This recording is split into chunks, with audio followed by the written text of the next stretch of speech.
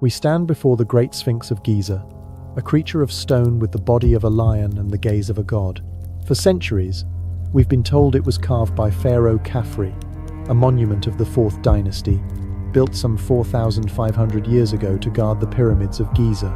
The story is neat, complete, and comforting. Textbooks describe ramps, copper tools, and workers hauling limestone blocks under the pharaoh's divine command. It's a tale of human ingenuity, of a civilization at its peak. But what if that story is a lie? What if the Sphinx is far older than the pharaohs, older than Egypt itself, a relic of a forgotten time when the world was different, when rain fell on a green Sahara and a civilization we've never named left its mark in stone? Welcome, seekers of the unknown, to Mystery History for Sleep. I'm Mr. H, your guide through the shadows of the past, where truths lie buried beneath sand and silence. Close your eyes and imagine the Giza Plateau, not as the arid desert we know today, but as a lush, vibrant land. Thousands of years ago, before the pyramids rose, before the Nile became the lifeblood of Egypt, this was a place of grasslands, lakes, and monsoon rains. The Sahara was not a wasteland but a cradle of life, where human settlements thrived, where rock art depicted herds of antelope and rivers that have long since vanished. This was the African humid period, a time between 7,000 and 4,000 BCE, when the climate of North Africa supported a world we can scarcely imagine. And it was during this era, some say, that the Sphinx was carved not by the Egyptians, but by a people whose name has been erased by time itself. In the early 1990s, a geologist named Robert Schoch stood before the Sphinx and saw something that changed everything. He wasn't an Egyptologist, trained to recite the accepted timeline of pharaonic construction. He was a scientist of stone, a man who read the Earth's history in its scars. What he saw on the walls of the Sphinx enclosure wasn't the sharp, horizontal wear of wind and sand, the kind that has scoured the nearby pyramids for millennia. Instead, he found deep, vertical channels, wavy patterns, and smoothed corners that told a different story. These were the marks of water-not-fleeting desert storms, but sustained heavy rainfall, the kind that flows down rock faces for centuries, carving channels and shaping stone in ways that only a wet climate can. To Schoch, the evidence was unmistakable. The Sphinx had endured a deluge that ended thousands of years before the first pharaoh ever held a scepter. This discovery is a fracture in the foundation of Egyptology. If the Sphinx shows signs of water erosion from a time when Egypt was green, it could mean the monument predates the civilization we credit with its creation. The last time the Giza Plateau saw rainfall like that was over 7,000 years ago, long before the Old Kingdom, before the unification of Egypt under Menes, before the hieroglyphs that tell us who ruled and what they built. If Schoch is right, the Sphinx could be 10,000 years old or more, a silent witness to a chapter of human history we've never written. But this raises a question that echoes through the ages.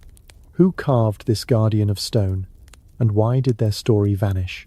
The traditional narrative insists the Sphinx was built by Khafre, the pharaoh who raised the second pyramid at Giza. His name is tied to the monument through a fragmentary statue found nearby, and the assumption that the Sphinx's face mirrors his own. Yet, there's no inscription, no royal cartouche, no definitive text linking Khafre to the Sphinx. The evidence is circumstantial, a story built on proximity rather than proof. And when you look closer, the cracks in that story widen.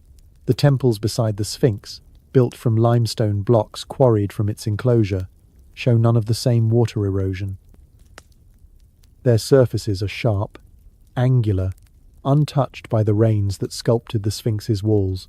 This suggests the temples were built later, using stone cut from the Sphinx's own body, as if the monument was already there when the pharaohs arrived to claim it. Let's linger on that thought. The Sphinx, a colossal figure carved directly from the bedrock, required an engineering feat of staggering scale. Over 1,000 tons of limestone were removed to shape its form, a project that demanded sophisticated planning, tools, and labor. The builders worked with the natural grain of the stone, following its layers with precision that rivals modern construction. Yet, unlike every other monument in Egypt, the Sphinx bears no name, No dedication, no claim of ownership. Pharaohs were not known for humility. Their temples, statues, and tombs were theological statements, declarations of divine power etched in stone to ensure their immortality. To find a monument of this scale, aligned with astronomical precision to the equinox sunrise, without a single hieroglyph praising its creator, it's not just puzzling, it's unthinkable. Now, consider the implications. If the Sphinx predates the pharaohs, it challenges everything we know about the development of human civilization. The accepted timeline places monumental architecture at the dawn of the Old Kingdom, around 3100 BCE. But a sphinx carved 7,000 years ago would belong to a time we call prehistoric, a period when humans were supposedly living in simple settlements, not reshaping landscapes with advanced engineering. This isn't just about dating a single monument, it's about rewriting the story of who we were and what we were capable of. Could there have been a civilization, lost to history, that possessed knowledge we've only begun to rediscover?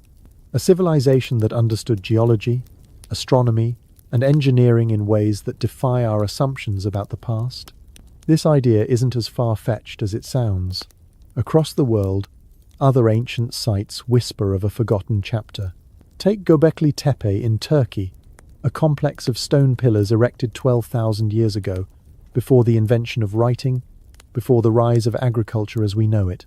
Its builders moved stones weighing up to 20 tons, carved intricate reliefs, and aligned their structures with celestial events. Or consider the submerged ruins of Yonaguni off Japan, with their precise angles and terraces, dated to a time when sea levels were lower, perhaps 10,000 years ago. These sites, like the Sphinx, don't fit the neat progression of history we've been taught. They suggest a world where advanced knowledge existed long before we thought it possible, only to be lost in some great catastrophe, a flood, a climate shift, a collapse that buried their achievements beneath sand and sea. And then there's the legend of Atlantis, told by the Greek philosopher Plato over 2,300 years ago. He described a sophisticated civilization that flourished 9,000 years before his time, a society of architects and navigators that vanished in a single day and night of calamity. Could the Sphinx be a remnant of such a culture, a guardian left behind to mark a sacred place? The idea has been dismissed as myth, but myths often carry fragments of truth. The African humid period ended abruptly around 4000 BCE, as the Sahara transformed from a green paradise to a desert wasteland. Human populations migrated to the Nile, where Egypt would later rise. What if the Sphinx was carved before that shift, a monument to a world that was already fading, its builders knowing their time was running out? This brings us to a darker question.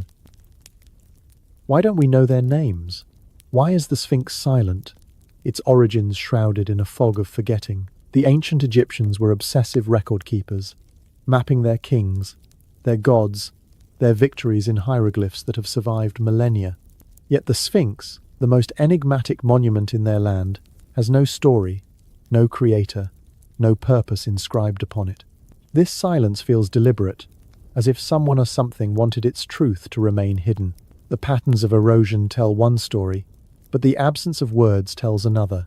It's as if the builders chose anonymity over immortality, crafting a monument that would endure not through fame, but through mystery. And here's where the whispers grow louder. Some say the Sphinx guards a secret far greater than its age. The psychic Edgar Cayce, in the early 20th century, spoke of a hall of records buried beneath the Sphinx, a chamber containing the knowledge of a lost civilization, texts, tools, perhaps even technology that could rewrite our understanding of the past. Ground-penetrating radar in the 1980s and 2000s detected anomalies beneath the monument, voids and cavities that suggest artificial structures. Yet, when researchers sought to explore further, they were met with locked gates and official denials. The Egyptian authorities have consistently dismissed these findings as natural fissures or insignificant. But why the secrecy? Why the refusal to investigate what lies beneath the pores of the Sphinx? This is where the sand begins to shift. The story of the Sphinx isn't just about stone and rain. It's about what we're allowed to know, and what has been buried not by time but by design. The water erosion, the lack of inscriptions, the anomalies beneath the plateau, they all point to a truth that threatens the very foundation of history as we know it. The Sphinx doesn't just stand as a monument, it stands as a question, one that has waited thousands of years to be asked. Who built it? Why did they hide its purpose? And what are we not supposed to find? If this mystery already has you questioning everything you've been told, hit subscribe. We're only at the beginning, and the shadows of Giza have far more to reveal. As we drift deeper into the night, let the image of the Sphinx linger in your mind. A creature of stone, half lion, half god, gazing at the horizon where the sun rises each morning. It has watched empires rise and fall, seen the rains turn to dust, and kept its silence through it all. But silence is not emptiness. It's a presence, a weight, a challenge to those who dare to listen. The Sphinx is not just a monument.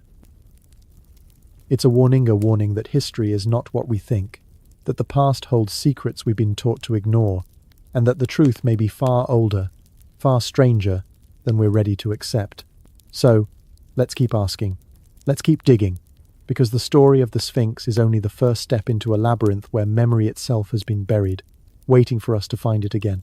In our last journey, we stood before the Great Sphinx, its water-scarred enclosure, hinting at a time before the pharaohs, a time when rain fell on a green Sahara and an unknown civilization carved a guardian to outlast their world. Tonight, we turn our gaze to the Great Pyramid itself, the towering heart of the Giza Plateau, a monument that speaks not in hieroglyphs, but in numbers so precise, so universal, that they challenge everything we believe about the past. What if the Great Pyramid isn't a tomb, not a temple, but a machine? A machine not of gears or circuits, but of geometry and time, built to preserve knowledge through the collapse of civilizations. Close your eyes, let the desert wind fade, and listen as the stones reveal their secrets. The Great Pyramid of Giza stands over 140 meters tall. Its 2.3 million limestone blocks are testament to a vision we can barely comprehend.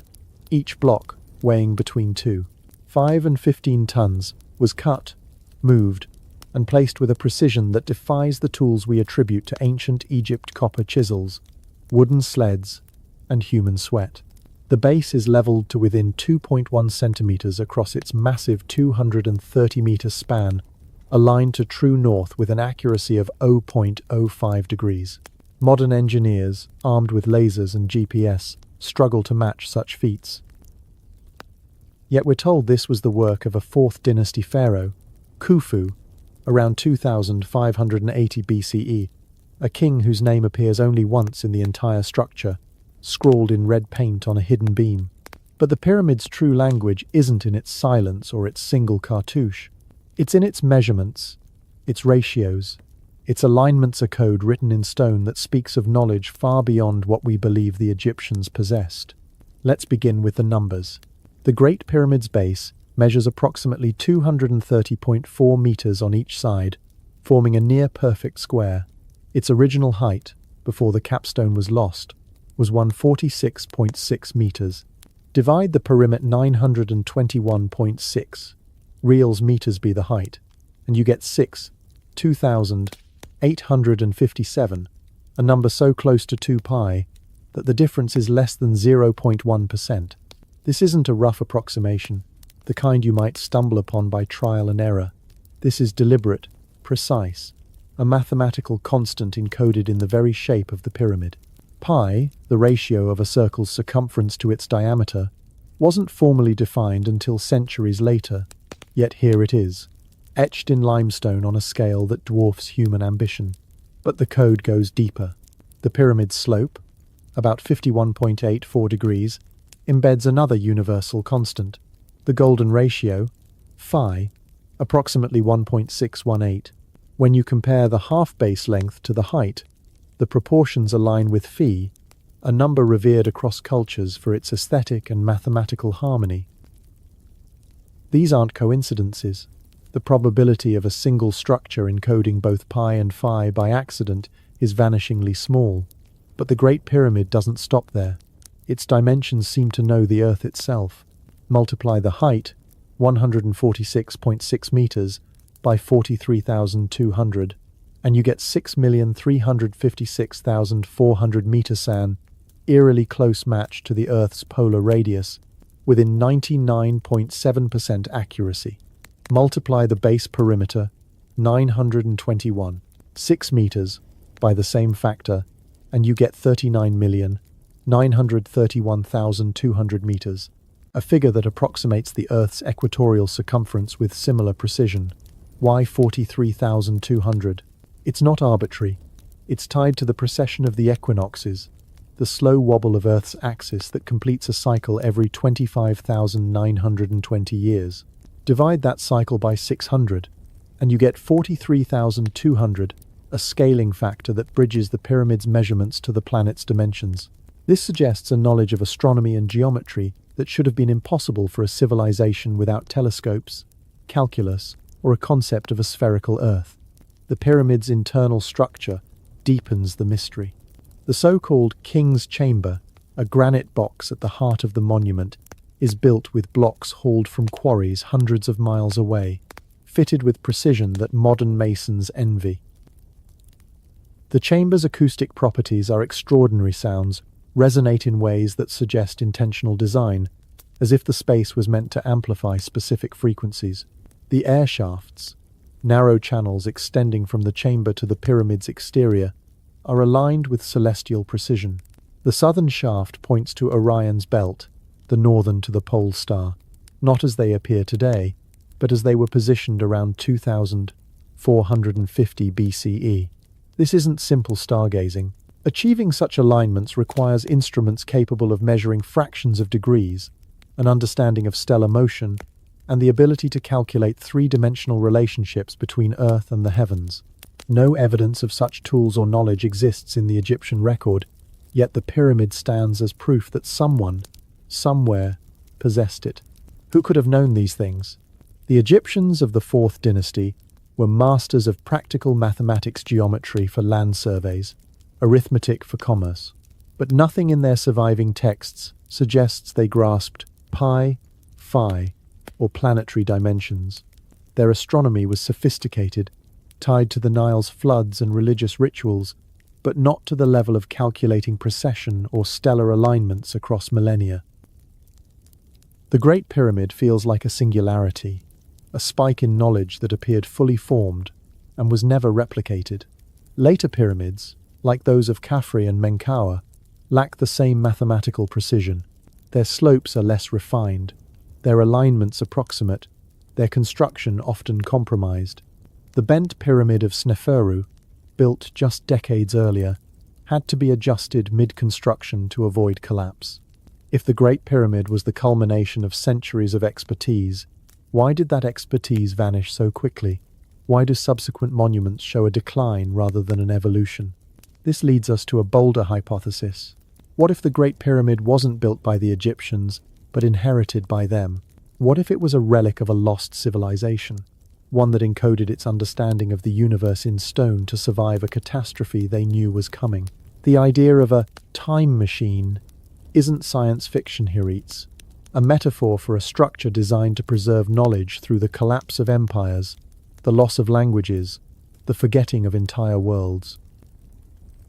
Mathematical constants like pi and phi are universal, unchanging regardless of culture or time, unlike hieroglyphs, which require a Rosetta Stone to decipher, or papyrus, which crumbles to dust.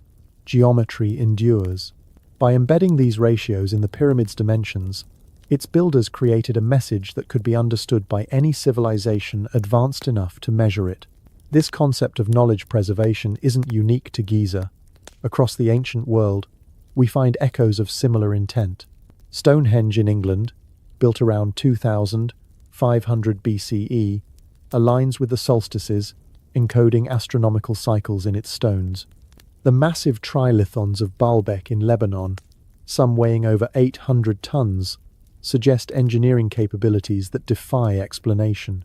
The submerged structures of Yonaguni, possibly 10,000 years old, hint at a culture that vanished beneath rising seas. These sites, like the Great Pyramid, seem designed to outlast their creators, to speak across millennia not through words, but through scale and precision. The Great Pyramid, with its mathematical codes, could be a time capsule, a repository of truths meant for a future that had forgotten how to calculate them. But why hide such knowledge in plain sight? Why build a monument so massive, so enduring, yet leave no name, no inscription, no claim to glory? Egyptian pharaohs were not shy about their achievements. Their tombs, found in an inaccessible chamber above the king's chamber, feels like an afterthought, a whisper rather than a shout. Some even question its authenticity, noting that the explorer Howard Vyse, who discovered it in 1837, was under pressure to link the pyramid to a pharaoh. But even if genuine, a single name doesn't explain the absence of everything else. No prayers, no maps of the afterlife, no rituals carved into the stone. This silence suggests a purpose beyond Egyptian religion, beyond the needs of a single king. Here's where the shadows deepen. Some researchers propose that the Great Pyramid was never a tomb at all. No mummy, no grave goods, no sarcophagus lid, just an empty granite box in the king's chamber, too plain to be a pharaoh's coffin. The chamber's design, with its precise proportions and acoustic resonance, hints at a function we don't understand. Could it be a chamber for preserving frequencies, for aligning with cosmic forces, for anchoring something intangible yet essential? The air shafts, too narrow for human passage, point to stars with a precision that suggests more than symbolic intent. Perhaps the pyramid was a tool, a device built to interact with the universe in ways we're only beginning to explore, through resonance, through alignment, through the mathematics that govern reality itself. And then there's the whisper of something stranger. In the 1960s, Swiss author Erich von Däniken suggested that ancient monuments like the Great Pyramid could be the work of extraterrestrial visitors, beings who shared advanced knowledge with early humans. The idea sounds outlandish, but consider the anomalies. A structure aligned to true north with near-perfect accuracy, dimensions that encode Earth's measurements, and a level of engineering that strains the limits of copper tools and human labor. Could the pyramid be a beacon, a marker left by a civilization not of this world, or one that worked with knowledge we've lost? The absence of inscriptions might support this. Why write in a language when your message is meant for those who speak the universal tongue of mathematics? This brings us to a chilling possibility. What if the Great Pyramid was built to survive a catastrophe, not just a flood or a drought, but a collapse of civilization itself? The precession cycle, encoded in its scaling factor, suggests a timescale that stretches beyond human memory. The pyramid's resilience surviving earthquakes, invasions, and 4,500 years of time implies a design meant for geological epochs, not just dynasties. Its silence, its lack of cultural markers, makes it universal, a message not for the Egyptians, not for their gods, but for whoever comes next. A civilization recovering from ruin, rediscovering the stars, would find in the pyramid's ratios a curriculum of sorts, a lesson in pi, phi, and the Earth's place in the cosmos. As we linger in this thought, the pyramid becomes more than stone. It becomes a question, a challenge, a warning. It asks us not what we know, but what we're willing to admit we don't. The mathematical codes are there, undeniable, carved in measurements that have outlasted empires. They speak of a people who knew the Earth's shape, the sky's rhythm, the constants that bind the universe. Were they the Egyptians, borrowing knowledge from a forgotten source? Were they a lost civilization, erased by time or design? Or were they something else entirely, leaving a legacy we're not yet ready to claim? If these questions stir your curiosity, hit subscribe, because the pyramid's secrets are far from exhausted, and the night is still young. The Great Pyramid stands, not as a tomb for a king, but as a time machine for knowledge, a structure that holds truths too vast to be spoken, too enduring to be forgotten. Its ratios are a language that needs no translation, its alignments a map that needs no key. As you drift towards sleep, imagine standing in the king's chamber, surrounded by granite that hums with secrets. The silence is dense, the air heavy, the stones waiting. They don't tell you who built them, they don't tell you why. They only ask that you measure, that you question, that you listen to the numbers that have been true since the stars began to burn. And in that silence, you might hear the echo of a world we've forgotten, a world that built a machine to ensure we'd remember it again. We step inside the heart of the Great Pyramid itself, into chambers of granite and limestone that hold no body, no treasure, no story, only silence. We've been told it's the tomb of Khufu, a monument to a king's eternal glory. But what if it's not a tomb at all?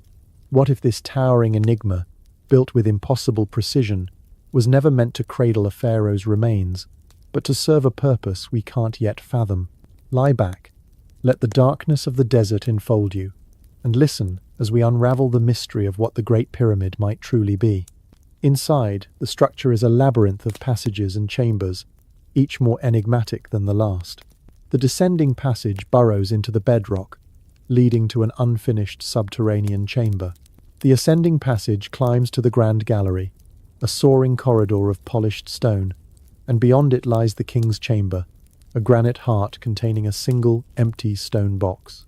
This, we're told, is the sarcophagus of Khufu, the pharaoh who built this wonder around 2580 BCE.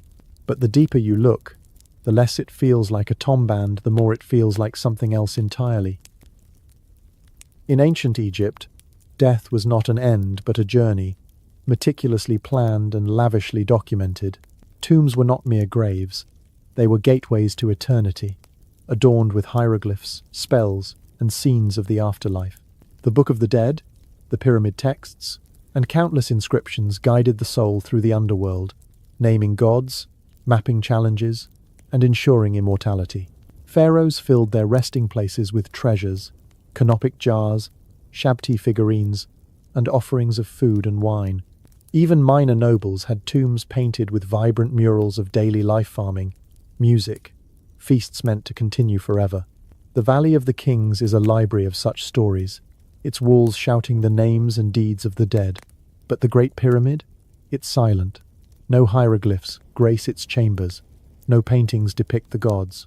No spells point the way to the afterlife.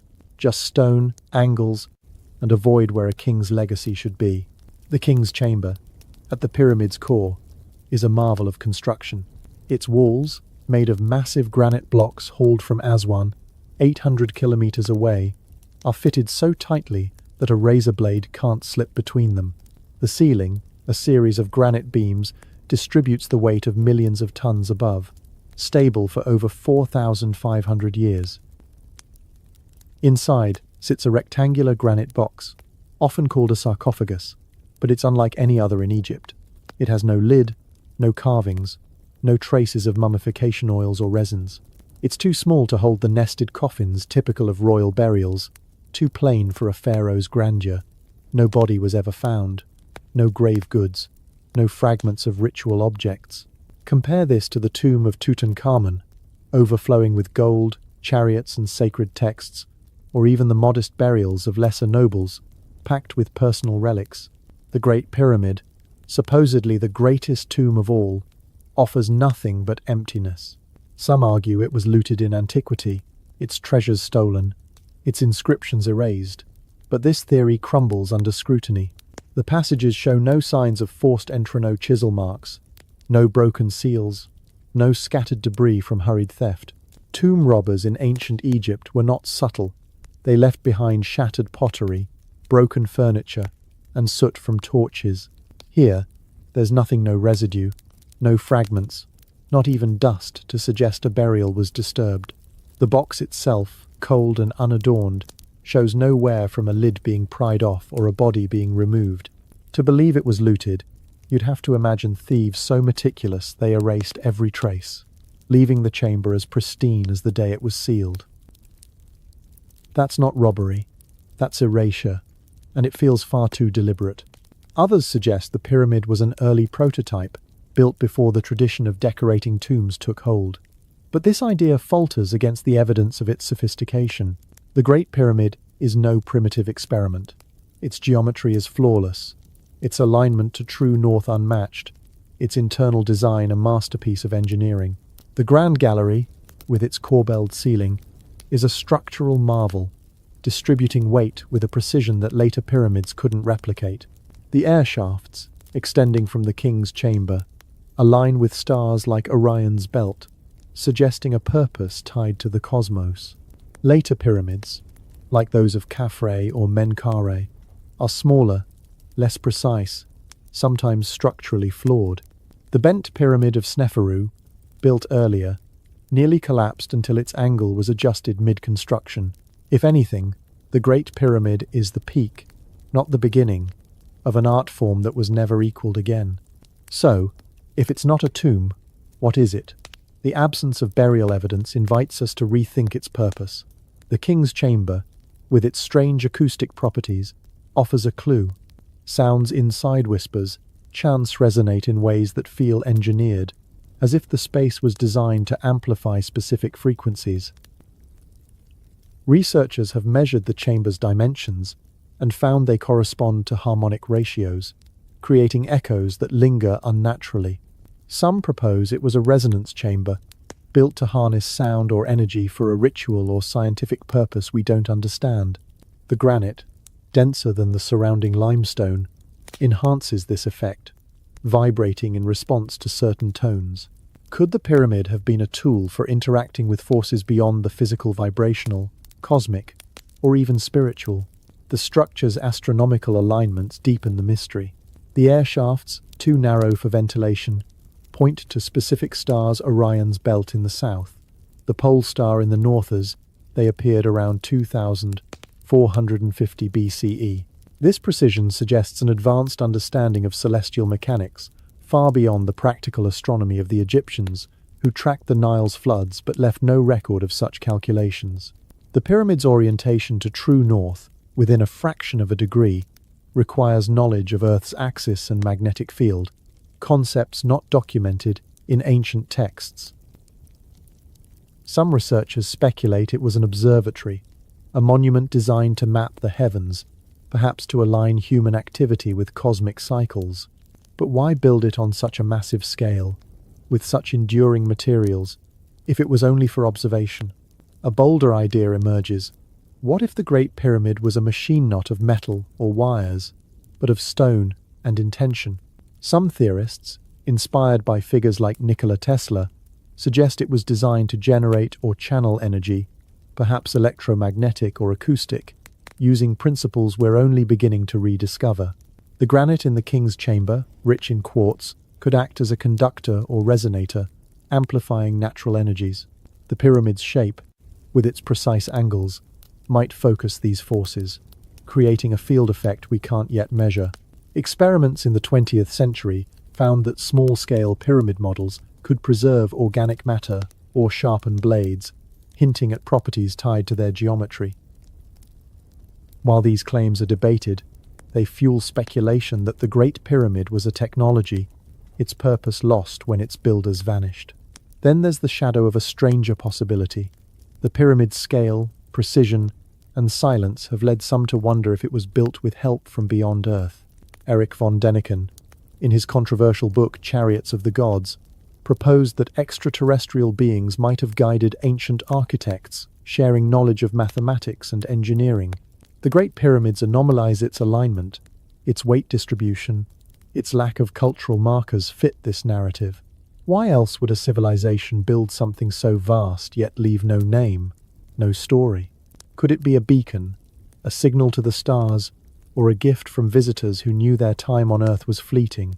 This idea stretches belief, but the pyramid's very existence stretches what we think is possible. More grounded, yet no less profound, is the theory that the pyramid was a repository not of bodies or treasure, but of knowledge. Its silence, its lack of inscriptions, might be intentional, designed to speak to any civilization, in any era, through the universal language of geometry. Unlike papyrus or hieroglyphs, which decay or become unreadable, stone endures. The pyramid's proportions, encoding pi and phi, are a message that transcends language, culture, or time. It could be a safeguard against catastrophe, a flood, a collapse, a forgetting that wipes away all else. By building something that could survive millennia, Its creators ensured that future generations would find not a king's name, but a blueprint of the cosmos, a reminder of what was known and lost.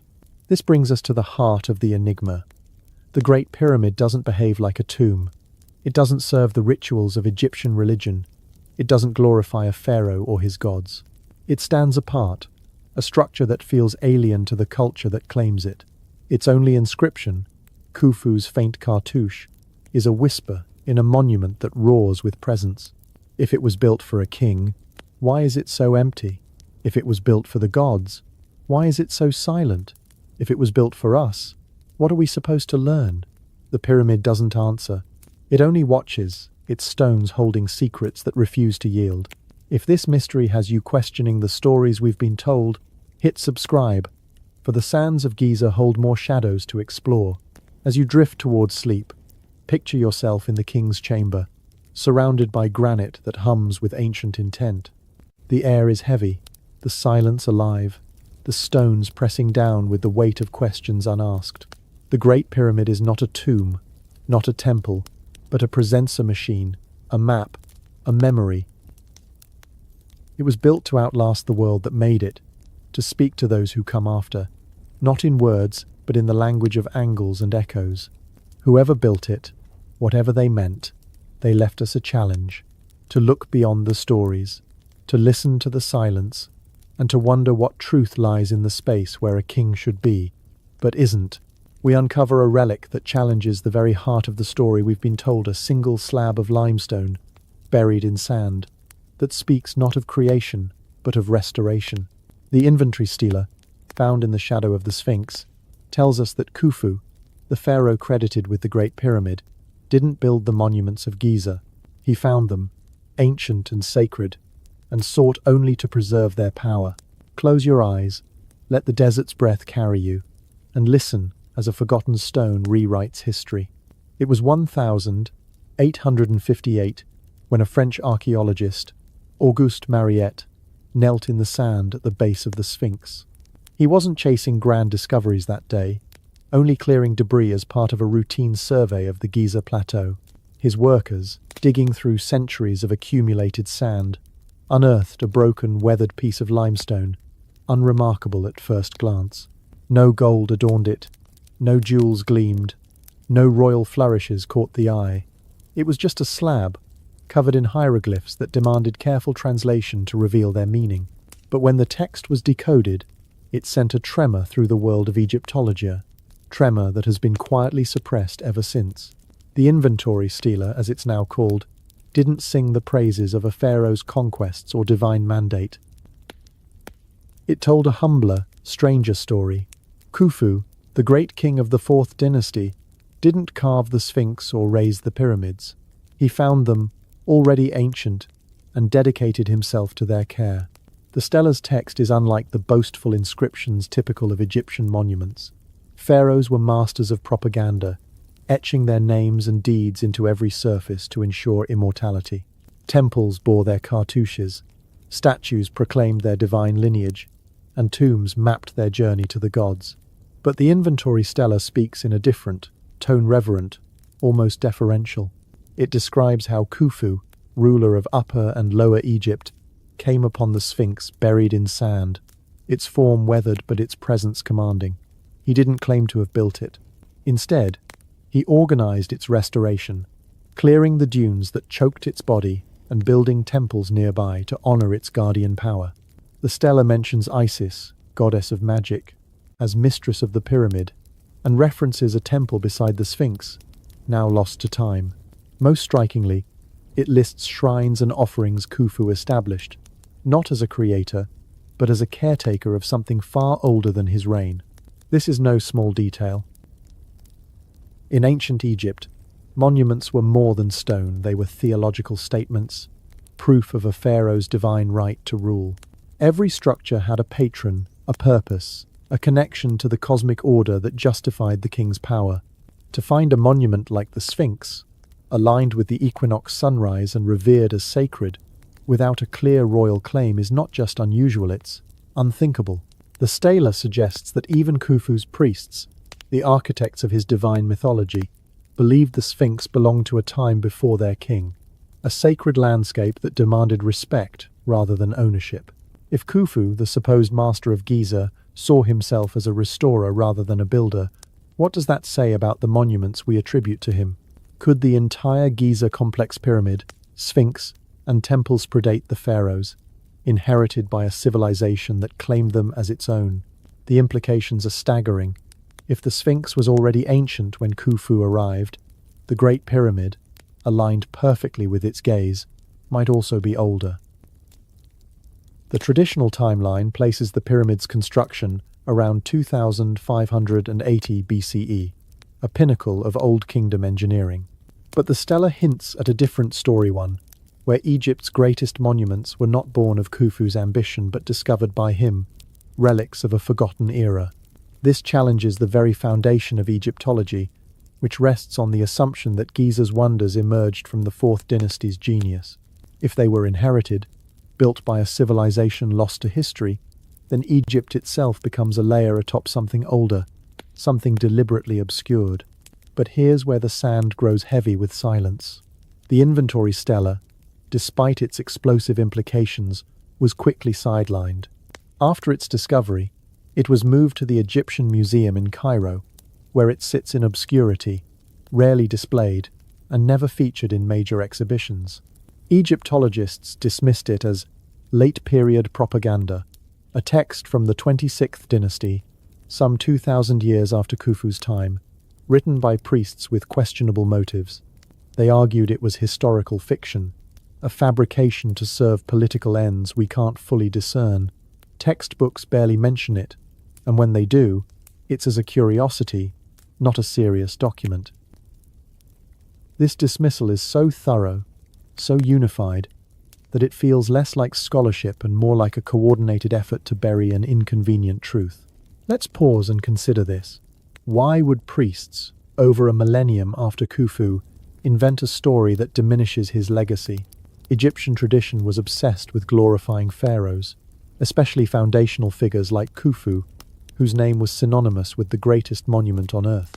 Retroactive myth-making was common, but it always served to elevate rulers, linking them to past greatness, not reducing them to caretakers. The inventory, stela, does the opposite. It portrays Khufu as a servant of older gods, a restorer of sacred sites he didn't create. If this was propaganda, it's the most counterproductive in history, undermining the divine authority of a legendary king. It raises more questions than it answers, casting doubt on the very narrative it should reinforce. Why would anyone craft such a story, unless it held a kernel of truth too uncomfortable to embrace? The dismissal of the stela creates its own contradictions. Egyptologists rely on other late-period texts when they support the established timeline, yet the inventory stela is labeled unreliable because it doesn't quote. This double standard smells of intellectual gatekeeping, a way to protect the accepted chronology while stifling inquiry. The stela's message that the Sphinx and perhaps the pyramids were already there when Khufu arrived threatens to unravel the neat progression of Egyptian history. It suggests that the pharaohs were not the originators of Giza's wonders but inheritors, custodians of a legacy they couldn't fully claim. And if that's true, who were the true builders? What knowledge did they possess? And why was it buried beneath the weight of a new civilization's story? This question echoes beyond Egypt. In ancient Sumer, texts like the Enuma Elish describe ziggurats and sacred sites tied to gods older than human memory, structures that kings restored rather than built. In Mesopotamia, the Epic of Gilgamesh speaks of a city, Uruk, with walls built by the gods before its kings took power. Could the inventory stela be part of a broader pattern, where ancient civilizations claimed older monuments as their own, weaving them into new myths to legitimize their rule? The stela's reference to Isis as mistress of the pyramid is particularly haunting. Isis, a goddess of creation and magic, was rarely linked to specific monuments. Her presence in the text suggests the pyramid held a significance beyond Khufu's reign, tied to forces or knowledge that predated his dynasty. And then there's the matter of what's missing. The stela is broken, its edges worn, but the text that remains is curiously selective. It details Khufu's restoration, his temples, his offerings, but says nothing about who built the Sphinx or when. This absence feels intentional, as if the stone was meant to preserve just enough to honor the monument's sanctity without revealing its origins. Some speculate that earlier inscriptions, now lost, might have named the true Bildersa civilization erased from history, perhaps by time, perhaps by design. The stella's survival, tucked away in a museum, feels like a whisper that slipped through the cracks, a voice that wasn't supposed to speak. As we sink deeper into this mystery, the inventory stela becomes more than a relic. It's a challenge to everything we've been taught about Giza. It tells us that Khufu, the great builder, may have been a pilgrim, kneeling before monuments he couldn't claim. It tells us that the Sphinx, and perhaps the pyramid, were part of a sacred landscape older than Egypt itself. And it tells us that someone, somewhere, wanted that truth to fade, locked away in a museum dismissed as myth. As you drift towards sleep, imagine Khufu standing before the Sphinx, its stone face gazing past him to a horizon he couldn't comprehend. The inventory stela is a whisper from that momenta whisper that says, the past is not what we think, and the truth is buried deeper than we dare to dig. Tonight, we journey to a moment over 1,000 years later, when a prince, never meant to be king, lay down in the shadow of the Sphinx and heard its voice in a dream. The dream stela of Thutmose IV tells a tale of divine promises and buried gods. But more than that, it reveals a truth that shakes the foundations of Egypt's history. The Sphinx was forgotten, even by the civilization that claimed it. Lie back, let the desert's quiet embrace you, and listen as a stone speaks of secrets lost to time. It's around 1401 BCE, in the 18th dynasty of Egypt, a time of power and prosperity. The Giza Plateau, home to the Great Pyramid and the Sphinx, should be the heart of sacred reverence, a testament to the pharaoh's divine legacy. But something is wrong. The Sphinx, that colossal guardian of stone, is disappearing. Sand has swallowed its body, leaving only its head and chest above the dunes. No priests tend its presence, no festivals honor its gaze, no inscriptions mark its purpose. This is not the icon we know today, celebrated as the Sentinel of Giza. It's a neglected relic, ignored by the very culture that supposedly carved it under Khafre just 800 years earlier. How could a monument so vast, so central to Egypt's sacred landscape, be abandoned to the desert's embrace? This question sets the stage for a story that feels more like myth than history, yet is carved in red granite between the Sphinx's paws. Prince Thutmose, a younger son of Pharaoh Amenhotep II, was not destined for the throne. His older brothers stood ahead of him, their divine bloodline securing their place in Egypt's cosmic order. But one day, during a hunting expedition on the Giza Plateau, Thutmose rested in the shade of the Sphinx's buried form. Exhausted, he fell asleep between its paws, where the sand had piled high, hiding the lion's body from the world. What happened next is etched into the dream stela, a monument still standing today, its words a testament to a moment that changed a prince's fate. In his sleep, the Sphinx spoke, identifying itself as Horemakhet, the horizon god, guardian of the dawn. Its voice was not triumphant but plaintive, heavy with centuries of neglect. It complained of sand filling its throat, choking its spirit, of being forgotten by the people who once revered it. The Sphinx had watched the sun rise alone, day after day, with no offerings, no priests, no acknowledgement of its sacred vigil.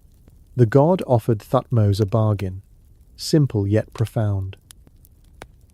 If the prince would clear the sand from its body, restore the temples that had crumbled, and revive the rituals that had faded, the throne of Egypt would be his not as a prize for ambition, but as a duty born of service.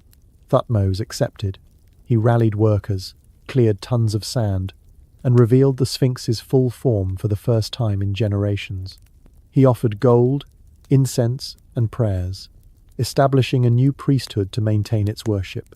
Within months, through a series of events no records fully explain, Thutmose became Pharaoh Thutmose IV, ruler of a kingdom he was never meant to lead. The dream stela, erected to commemorate this moment, stands as a testament to his divine encounter. a story of a forgotten god reclaiming its place through a prince's devotion. But this tale is more than royal propaganda. It's a fracture in Egypt's timeline, a crack that reveals how deeply the Sphinx had been erased from memory. If it was carved by Khafre, as we're told, only 800 years separate his reign from Thutmose. Egypt was a civilization obsessed with continuity, recording its kings, mapping its tombs, preserving its gods in stone and papyrus. The 18th dynasty had records of rulers from over 1,000 years past, their names and deeds meticulously preserved. Yet the Sphinx, a monument beside the Great Pyramid, had no active cult, no priesthood, no place in the religious calendar. It had become invisible, buried not just in sand but in the collective forgetting of a culture that should have cherished it. How could something so monumental, so tied to Egypt's divine order, slip through the cracks of memory? The dream stealer's language adds to the mystery. It's not a triumphant declaration of a pharaoh's glory, as most inscriptions are. It's intimate, almost personal, describing the Sphinx's sufferings and, in its throat, its voice muffled, its purpose unfulfilled. The god speaks of loneliness, of centuries spent watching the horizon without acknowledgement. This is not the tone of formulaic propaganda, designed to inflate a ruler's ego. It feels like a genuine encounter, a moment when a prince stumbled upon something ancient and abandoned, something that demanded to be remembered. The stela details the excavation process, the quality of the sand, the difficulty of clearing it, the condition of the stone after centuries of burial. These specifics, mundane yet vivid, are unusual for royal inscriptions, which typically focus on divine favor, not logistical challenges. They suggest a truth too real to be entirely invented. And yet, there's a shadow over the stela itself. Its upper third, where the builder of the Sphinx might have been named, is missing. The break is clean, not worn by time but severed, possibly in antiquity, as if someone wanted to erase a critical piece of the story. What remains supports Thutmose's claim to the Thronia divine bargain, a successful excavation, a political miracle. But the absence of the builder's identity feels calculated, ensuring the narrative serves the present without challenging the past. Egyptologists dismiss the stela as propaganda, a myth to justify an unexpected succession. But this explanation falters. For the story to work as propaganda, the Sphinx must already have been forgotten, its significance lost to the very people who supposedly built it. Why would Thutmose stake his legitimacy on a monument no one remembered, unless it held a power older than his dynasty? This brings us to a deeper question. If the Sphinx was forgotten by the 18th dynasty, what does that say about its origins? In Mesopotamia, texts like the Epic of Gilgamesh describe ancient cities and structures attributed to gods or heroes from a distant past, their builders shrouded in myth. Could the Sphinx belong to a similar tradition, a relic from a time before Egypt's kings, revered yet unclaimed? The stela's reference to Horemakhet, the horizon god, ties the Sphinx to the sun's cycle, a universal symbol that predates Egyptian religion. Perhaps it was a sacred site long before the pharaohs, its purpose so profound that even they could only honor, not create it. The dream stealer's silence about the Sphinx's builder mirrors the silence of the monument itself.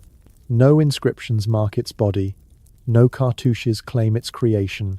This absence, like the pyramids, feels deliberate, as if the builders chose anonymity over glory. But why? Were they protecting a secret, a knowledge too sacred or dangerous to be recorded? Or did they belong to a civilization so distant that their names were already lost when Egypt rose? The stela suggests the latter, that the Sphinx was a mystery even to Thutmose, a god that spoke from a time before time, demanding remembrance from a prince who stumbled into its presence. As we drift deeper into this enigma, the dream stealer becomes a mirror reflecting our own questions. It tells us that the Sphinx, now an icon, was once forgotten, buried by sand and neglect. It tells us that a prince heard its voice, not in triumph, but in desperation, a plea to be freed from oblivion. And it tells us that Egypt, for all its records and rituals, could lose track of its greatest monument. As you sink towards sleep, imagine lying between the Sphinx's paws, the sand warm beneath you, its stone face gazing at a horizon older than memory. The dream stela is not just a story of a king, it's a cry from a god that was lost, and a question that lingers. What else have we forgotten, and who made sure we did? We descend beneath the Giza Plateau into a world of hidden chambers and forgotten passages, where the earth itself guards secrets older than the monuments above. What lies below the pyramids and the Sphinx? A network of tunnels, voids, and rooms that hint at a purpose far beyond Tumsa purpose that someone, somewhere, has worked to keep hidden. Lie back, let the desert's silence envelop you, and follow me into the shadows beneath Giza. The Giza Plateau is more than a collection of stone giants standing under the sun. Beneath its surface lies a labyrinth, a subterranean realm that defies everything we've been taught about ancient Egypt. For over a century, explorers have reported strange discoveries below the pyramids, and the Sphinx cavities too regular to be natural, passages too precise to be mere tomb shafts, chambers that seem to belong to a design we can't yet name. These findings, documented in dusty journals and half-forgotten maps, paint a picture of a plateau that is hollow, a network of spaces carved with intent, hidden from the world above. Yet, whenever these discoveries surface, they vanish just as quickly, sealed off, dismissed, or denied.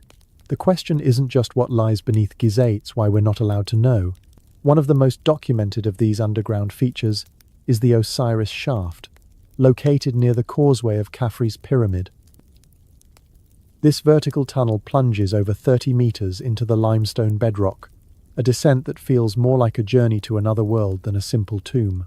The shaft is divided into 3 levels, each more mysterious than the last. The upper chamber is small, accessible only by a narrow passage that demands specialized equipment to navigate. The second level is flooded with groundwater, a murky barrier that has thwarted thorough exploration but preserved whatever lies below. The third level, deepest of all, opens into a large room with 6 side niches, carved with a precision that rivals the stonework of the pyramids above.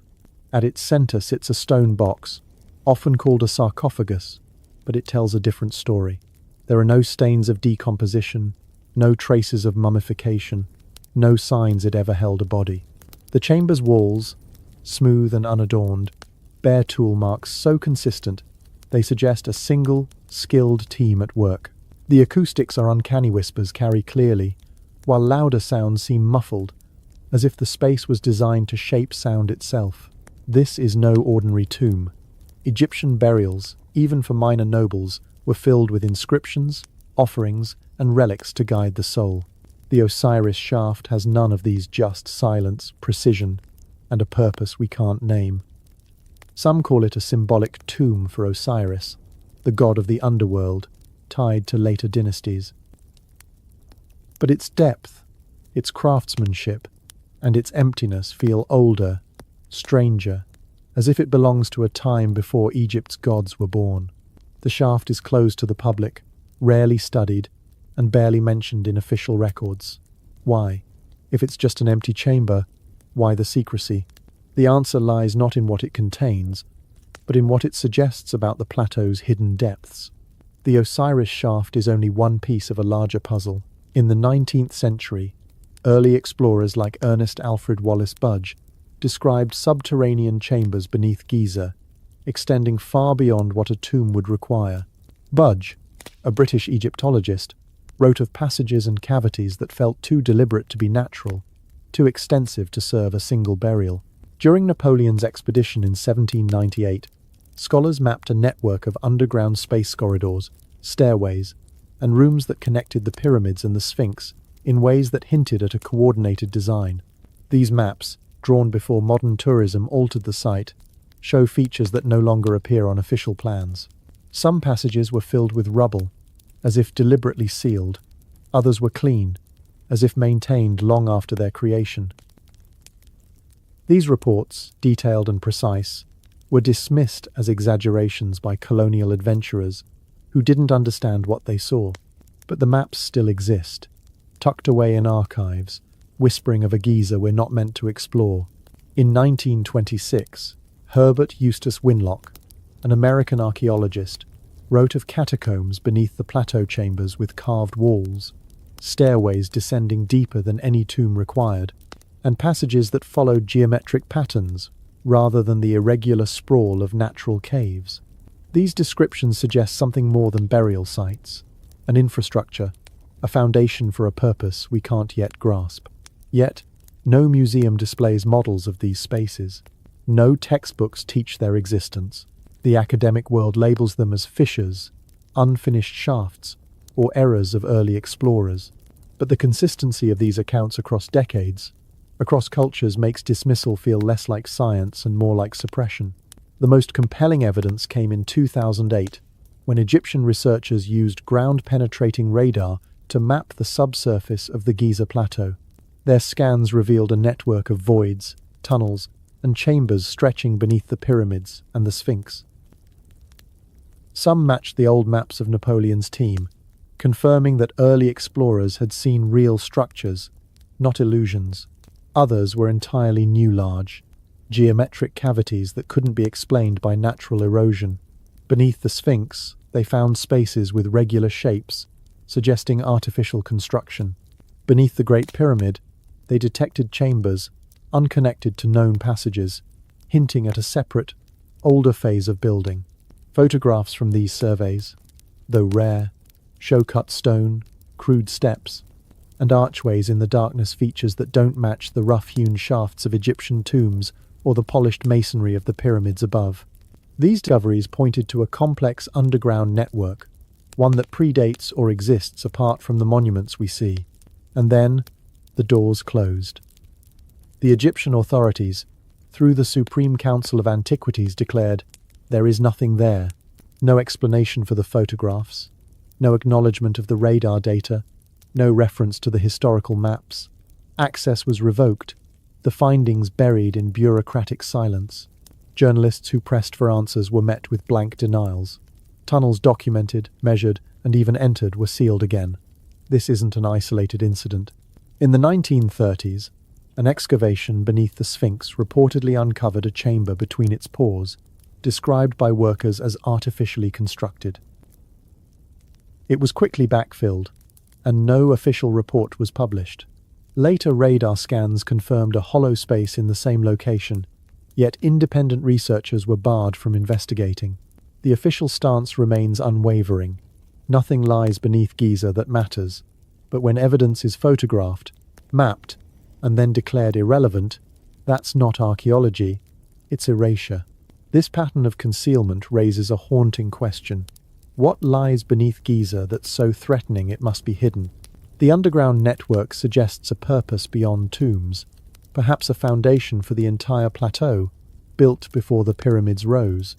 The Osiris shaft's acoustics, the geometric precision of the mapped voids, and the clean cuts of buried passages point to an infrastructure and engineered system designed for a function we don't understand. Some speculate it was a ritual space, meant to amplify sound or energy, like the resonance chambers in ancient sites like Malta's Hypogeum, where sound frequencies induce trance-like states. Others propose it was a storage system, not for treasure but for knowledge, like the mythical Hall of Records described by Edgar Cayce, said to hold the secrets of a lost civilization. The most unsettling possibility is that these chambers predate the pharaohs entirely. If the Sphinx, with its water erosion, hails from a time 7,000 years ago, could this network belong to the same builders, a civilization that reshaped the bedrock, carving spaces to endure a catastrophe they foresaw? The construction techniques, smooth walls, precise angles don't always match Egyptian methods. Some tool marks suggest tools or methods unknown to the Old Kingdom, hinting at a technology lost to history. The flooded second level of the Osiris shaft, preserved by water, might hold clues untouched by time, yet it remains off-limits, its secrets drowned in silence. This brings us to a darker truth. The suppression of these discoveries feels deliberate, as if the underground network threatens the narrative of Egyptian history. If Giza was built on an older foundation, if its chambers were carved by a people before the pharaohs, it upends the timeline of human civilization. It suggests the Egyptians were not the originators of their greatest wonders, but inheritors, claiming a legacy they couldn't replicate. The authorities' refusal to explore further, their quick dismissal of evidence, mirrors a pattern seen elsewhere: texts lost in fires, inscriptions destroyed in quakes, discoveries silenced by institutional power. Why? What could be so dangerous about a few tunnels and chambers? Perhaps it's not the spaces themselves, but what they represent. A chapter of history we're not ready to read, a civilization we're not supposed to remember.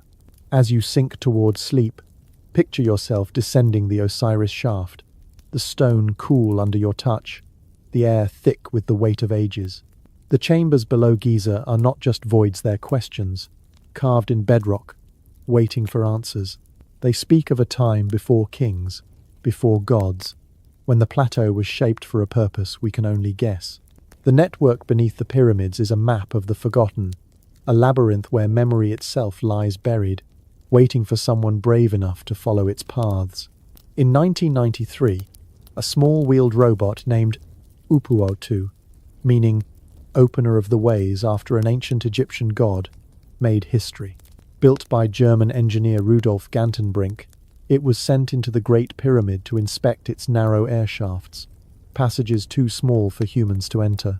These shafts, extending from the Queen's chamber, were long thought to be symbolic, perhaps aligned with stars, or meant for the pharaoh's soul to ascend. They slope upward at steep angles, barely 20 centimeters wide, their walls polished to a smoothness that defies ancient tools. Gantenbrink's mission was practical, to improve ventilation and map the shafts, but what Upuo-2 found was anything but routine. As it climbed the southern shaft, over 60 meters long, its camera beamed back images that stunned the world. A stone door, perfectly fitted, with 2 copper pins protruding like silent sentinels. This was no collapse, no rough end to a passage, but a deliberate barrier, sealed for millennia, hiding something the pyramid's builders didn't want found. The footage was mesmerizing.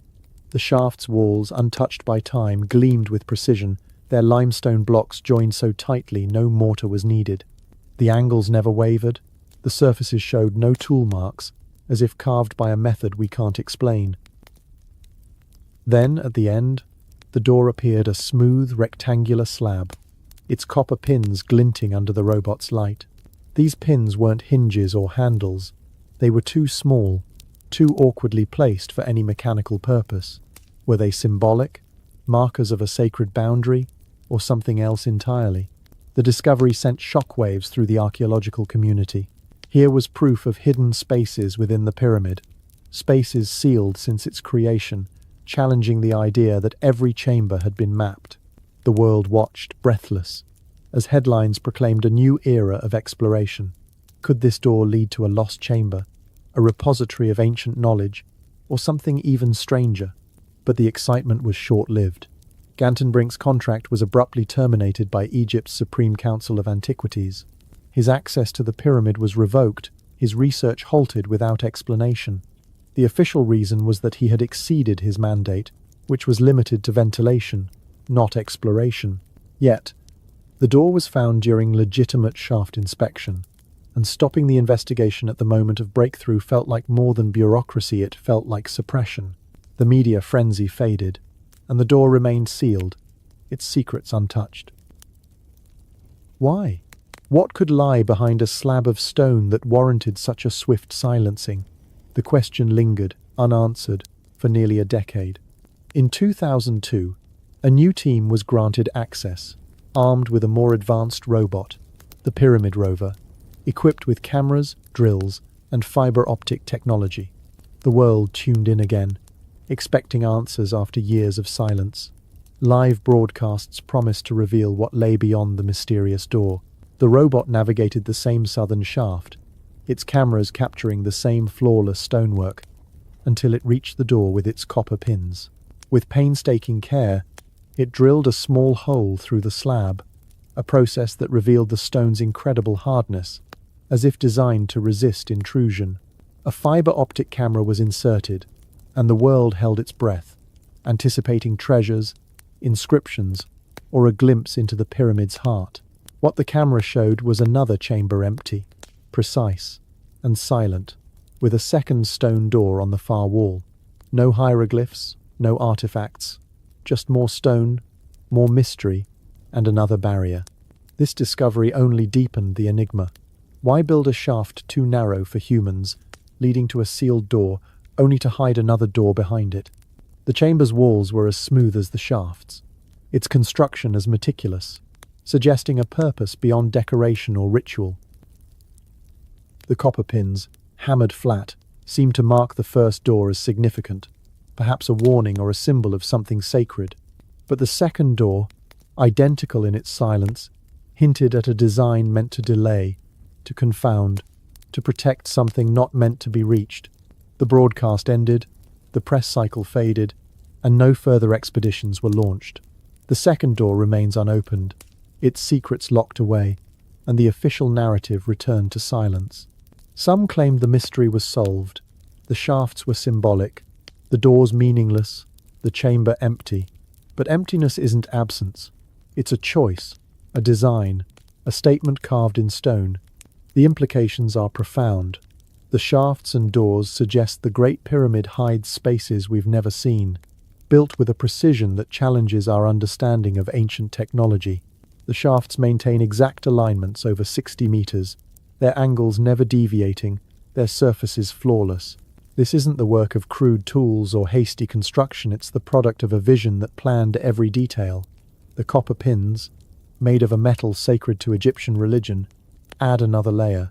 Copper, associated with the gods and divine power, was rare and difficult to work with in ancient times. Why place it in a passage no one could enter? Some speculate the pins are markers, not for opening the door but for signaling its importancia, a boundary not to be crossed, a secret not to be revealed. This brings us to a bold hypothesis. The doors might lead to the fabled Hall of Records, a chamber described by the mystic Edgar Cayce in the early 20th century. Cayce claimed that beneath the Sphinx and within the pyramid lies a repository of knowledge from a lost civilization, possibly Atlantis, containing texts, tools, or even technologies that could rewrite history. The radar anomalies beneath the Sphinx, detected in the 1980s and 2000s, support the idea of hidden spaces, and the pyramid's shafts could connect to this network. The doors, sealed with such care, might protect this archive, meant only for a time or a people ready to understand it.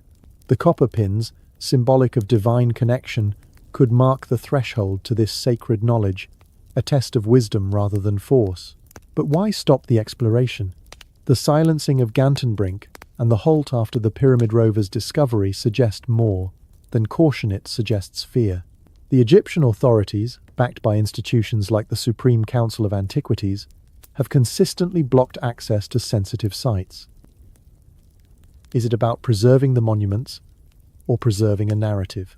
If the doors lead to evidence of a civilization predating Egypt, one with advanced technology or knowledge, it would unravel the timeline of human history. The pyramid, credited to Khufu, would become a relic of an older world, and Egyptology's foundation would crumble. This threat might explain the pattern of denial tunnels sealed, radar data dismissed, researchers turned away. It's as if the truth behind the doors is too dangerous to face. This pattern isn't unique to Giza. In Mesoamerica, excavations at Teotihuacan uncovered tunnels beneath the Pyramid of the Sun, sealed for centuries, yet exploration was limited by official restrictions. In Turkey, the ancient site of Göbekli Tepe, dating back 12,000 years, faced delays in study, its implications for early civilization too disruptive to embrace quickly. The doors in the Great Pyramid fit this mold. Discoveries that challenge the story of human progress are met with silence, not science. Could there be a global effort, ancient or modern, to keep certain truths hidden? Some even whisper of extraterrestrial involvement, suggesting the pyramid's precision and hidden chambers point to alien architects, a theory popularized by Erich von Däniken. While speculative, it underscores the question, why build something so complex, so inaccessible, unless it was meant to remain a mystery? Picture Cairo in the late 1800s, a city alive with the fever of discovery. European collectors, scholars, and adventurers scoured Egypt's markets and monasteries, hungry for relics of its ancient past. The 19th century was the golden age of Egyptomania, when every artifact, every papyrus, promised to unlock the secrets of a civilization that had captivated the world. In a quiet Coptic monastery, tucked away from the bustle of Cairo's streets, a collector, perhaps Austrian, perhaps French, met an elderly monk, the keeper of a small bundle of manuscripts. These were no ordinary texts. Coptic monasteries, for centuries, had been sanctuaries of knowledge, preserving fragments of early Christian and pre-Islamic writings through wars, invasions, and time's relentless march. The monk claimed his collection held treasures passed down for generations, texts that had survived when empires fell, copied and recopied by hands that revered their weight. Among these manuscripts was a scroll that stood apart. Written in Sahidic Coptic, a dialect of Egypt's early Christian era, it was laced with older phrases the monk could not read, hints of a language predating even the Coptic tongue. The scroll's contents, as described to the collector, were staggering. It spoke of a land along the Nile before its modern course, before the river's great bend, before the delta formed. It described 3 great beacons of stone knot named as pyramids, but as structures aligned to the stars, sealed not as tombs but as vaults of memory. The text called them ancient, built before language, before the Nile changed its path, before the kings of Egypt rose to power. When the collector pressed for meaning, the monk's words were cryptic. They were built before words, before the river knew its place. This was no myth of pharaohs or gods, it was a glimpse into a time before history as we know it. The collector purchased the scroll, along with others, and took it to Europe, where Orientalist scholars waited to decipher its secrets.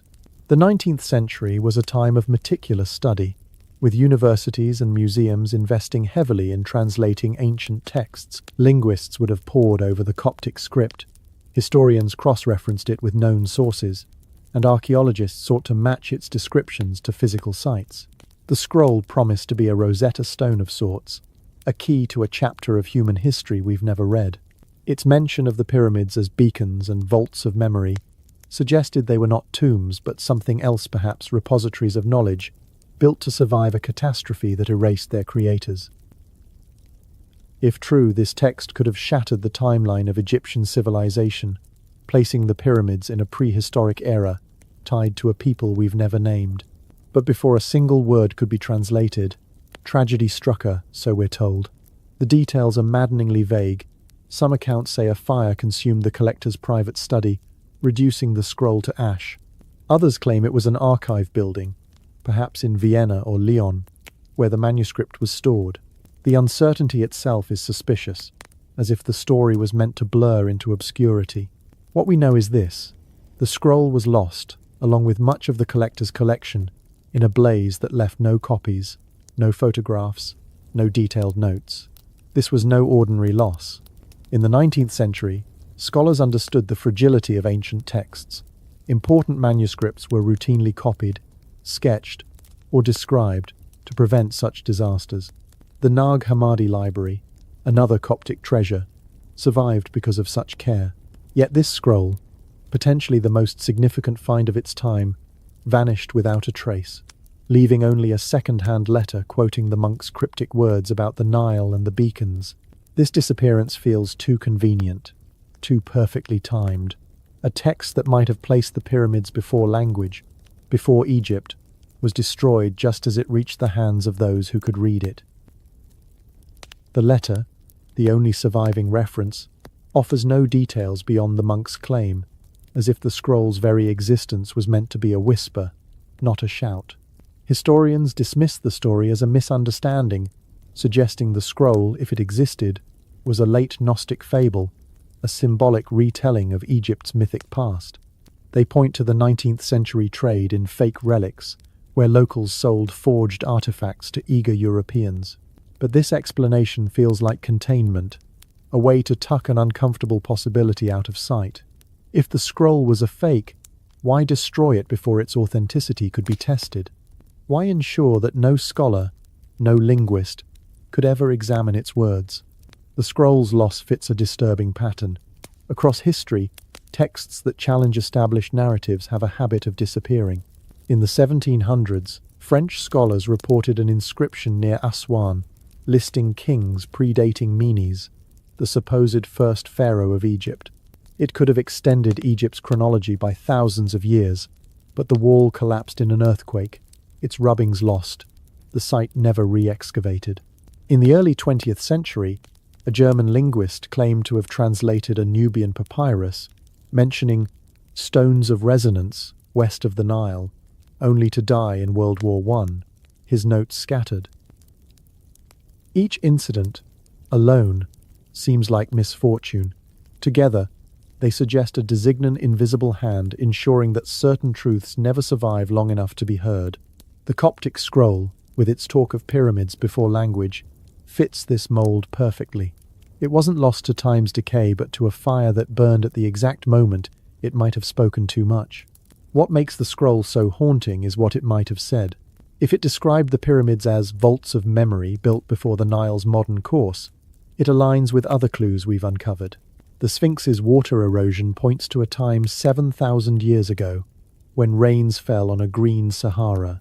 The Great Pyramid's mathematical codes suggest knowledge of Earth's dimensions and cosmic cycles. The underground network beneath Giza hints at an infrastructure older than the pharaohs. The scroll could have tied these threads together, naming a civilization that built Giza's wonders before Egypt existed, a civilization that sealed its knowledge in stone, knowing its world was fading. The monk's words, "before the Nile changed," are particularly chilling. Geological records confirm the Nile's course shifted over millennia, its delta forming around 4000 BCE. If the scroll dated the pyramids to this earlier era, it would place them in a prehistoric world, challenging our understanding of human progress. This brings us to a darker question. Who had the power to destroy such a text, and why? The fire wasn't an act of war or conquest. In the hands of a collector who had every reason to preserve it. Was it an accident, or was it erased to protect a narrative?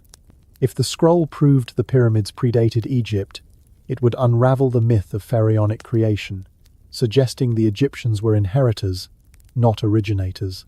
It would force us to rethink the origins of monumental architecture, the spread of advanced knowledge, and the possibility of a lost civilization, perhaps Atlantis, as Plato described, or another culture erased by catastrophe.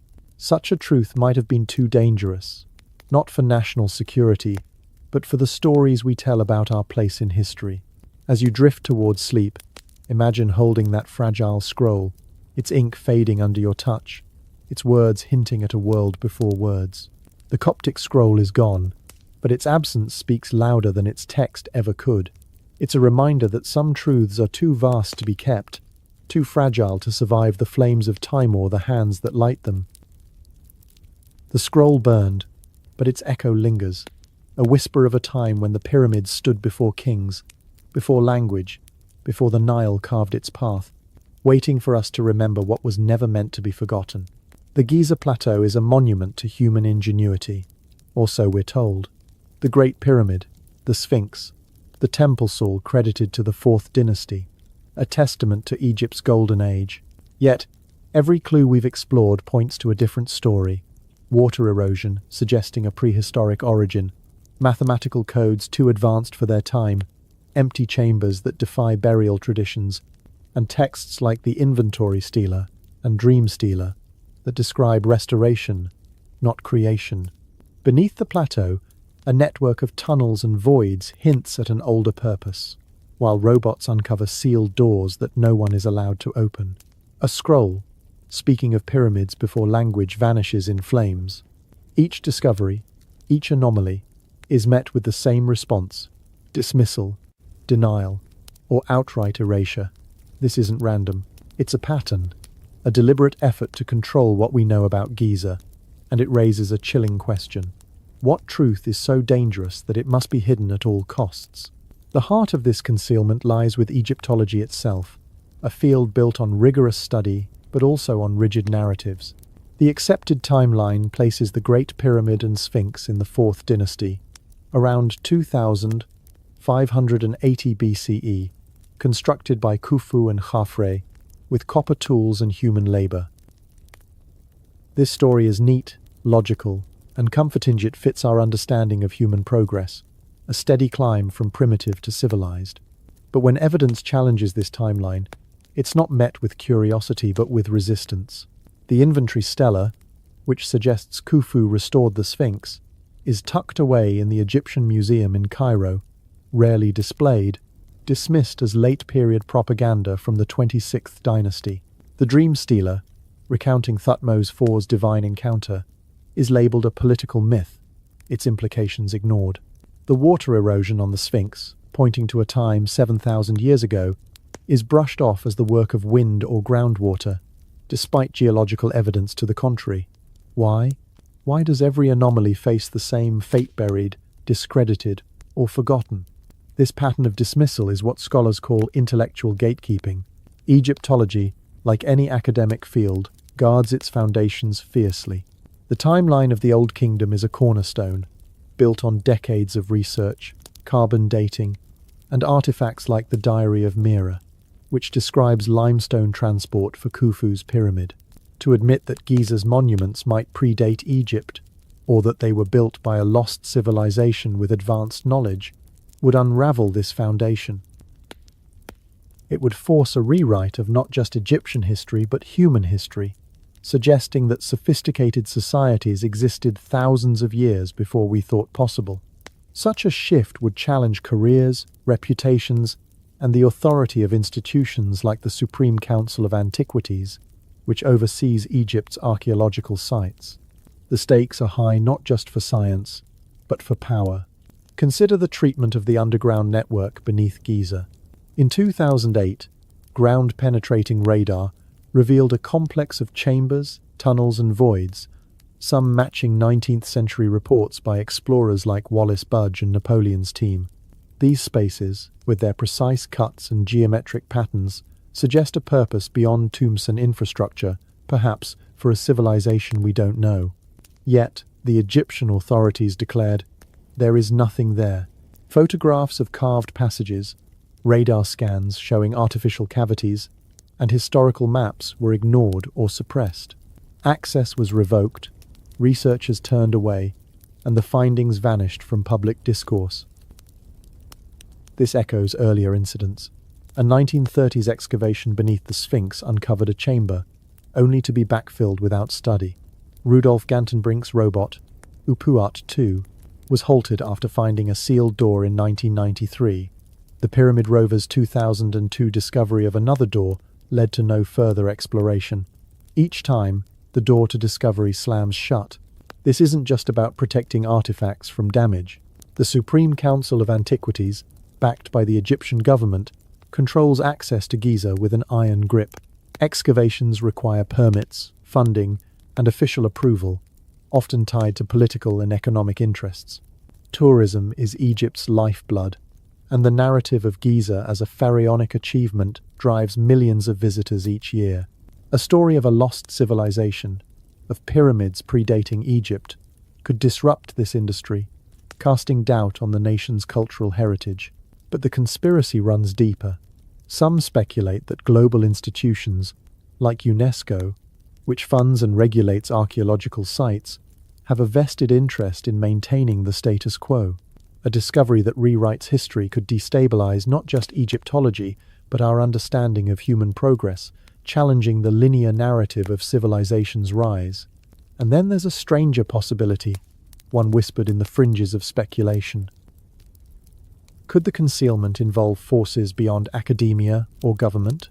The precision of the Great Pyramid, its alignment with Orion's belt, its encoding of mathematical constants like pi and Fithi's anomalies, have fueled theories of extraterrestrial influence, popularized by authors like Erich von Däniken.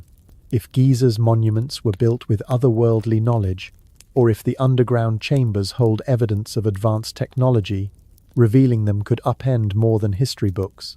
It could challenge our place in the cosmos, suggesting contact with beings we're not ready to acknowledge. While this idea stretches credulity, it underscores the stakes, a truth that alters our understanding of humanity's past might be too disruptive to be allowed into the light. The pattern of erasure extends beyond Giza. In Mesopotamia, cuneiform tablets describing pre-flood civilizations were dismissed as myths until excavations like Göbekli Tepe, 12,000 years old, proved otherwise. In Mesoamerica, the Maya codices were burned by Spanish conquistadors, erasing knowledge that might have rivaled European science. The Coptic scroll, describing pyramids before language, fits this Mulder text that could have shattered Egyptology, lost in a suspiciously timed fire. These incidents, spread across centuries and continents, suggest a systematic effort to control what we know about our origins.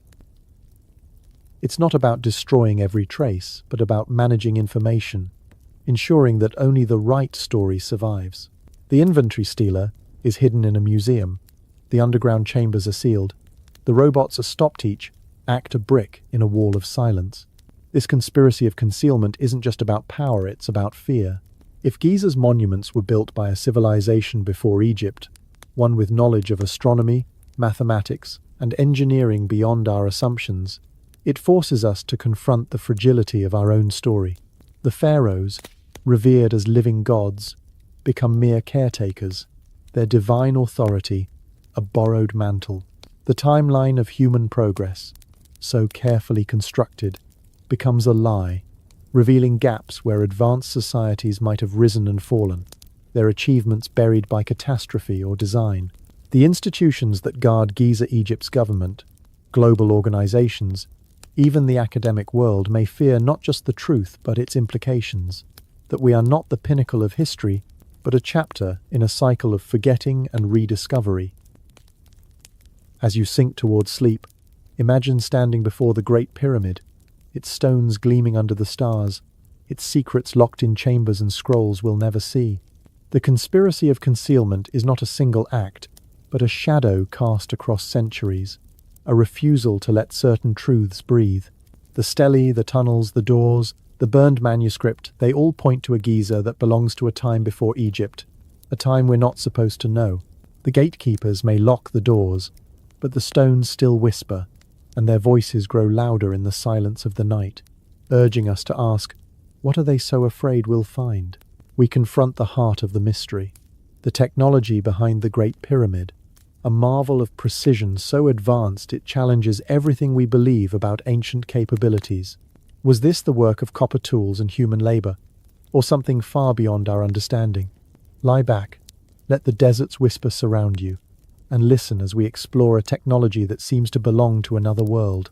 The internal passages, the descending passage, the grand gallery, the king's chamberari constructed with such exactness that joints are invisible, angles unwavering, and stability unyielding after 500 years.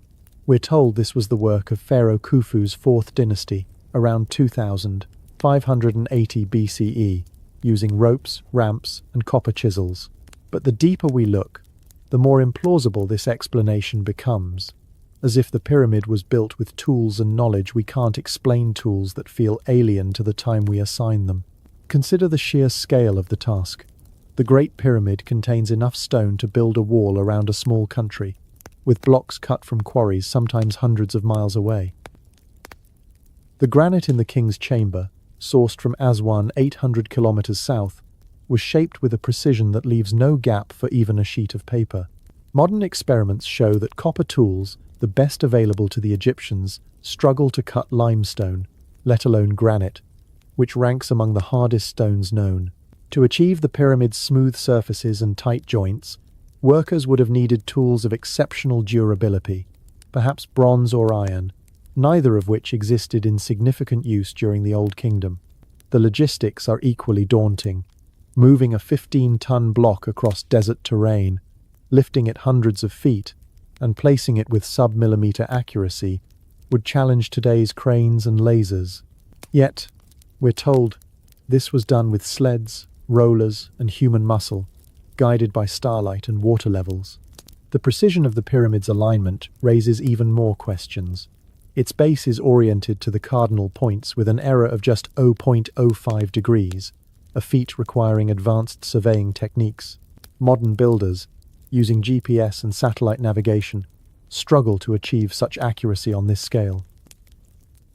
The Egyptians had no compasses, no theodolites, yet they aligned a 13-acre structure to true north with near-perfect fidelity. The base is so level that the variation 2.1 centimeter implies a mastery of topography that defies the uneven limestone plateau it sits upon. To prepare such a foundation, workers would have needed to measure and level vast areas with tools we have no record of, coordinating hundreds of laborers with a precision that rivals modern engineering software. The internal passages, like the Grand Gallery with its corbelled ceiling, distribute millions of tons of weight so effectively that the structure has endured earthquakes and invasions unscathed. This isn't trial and error construction.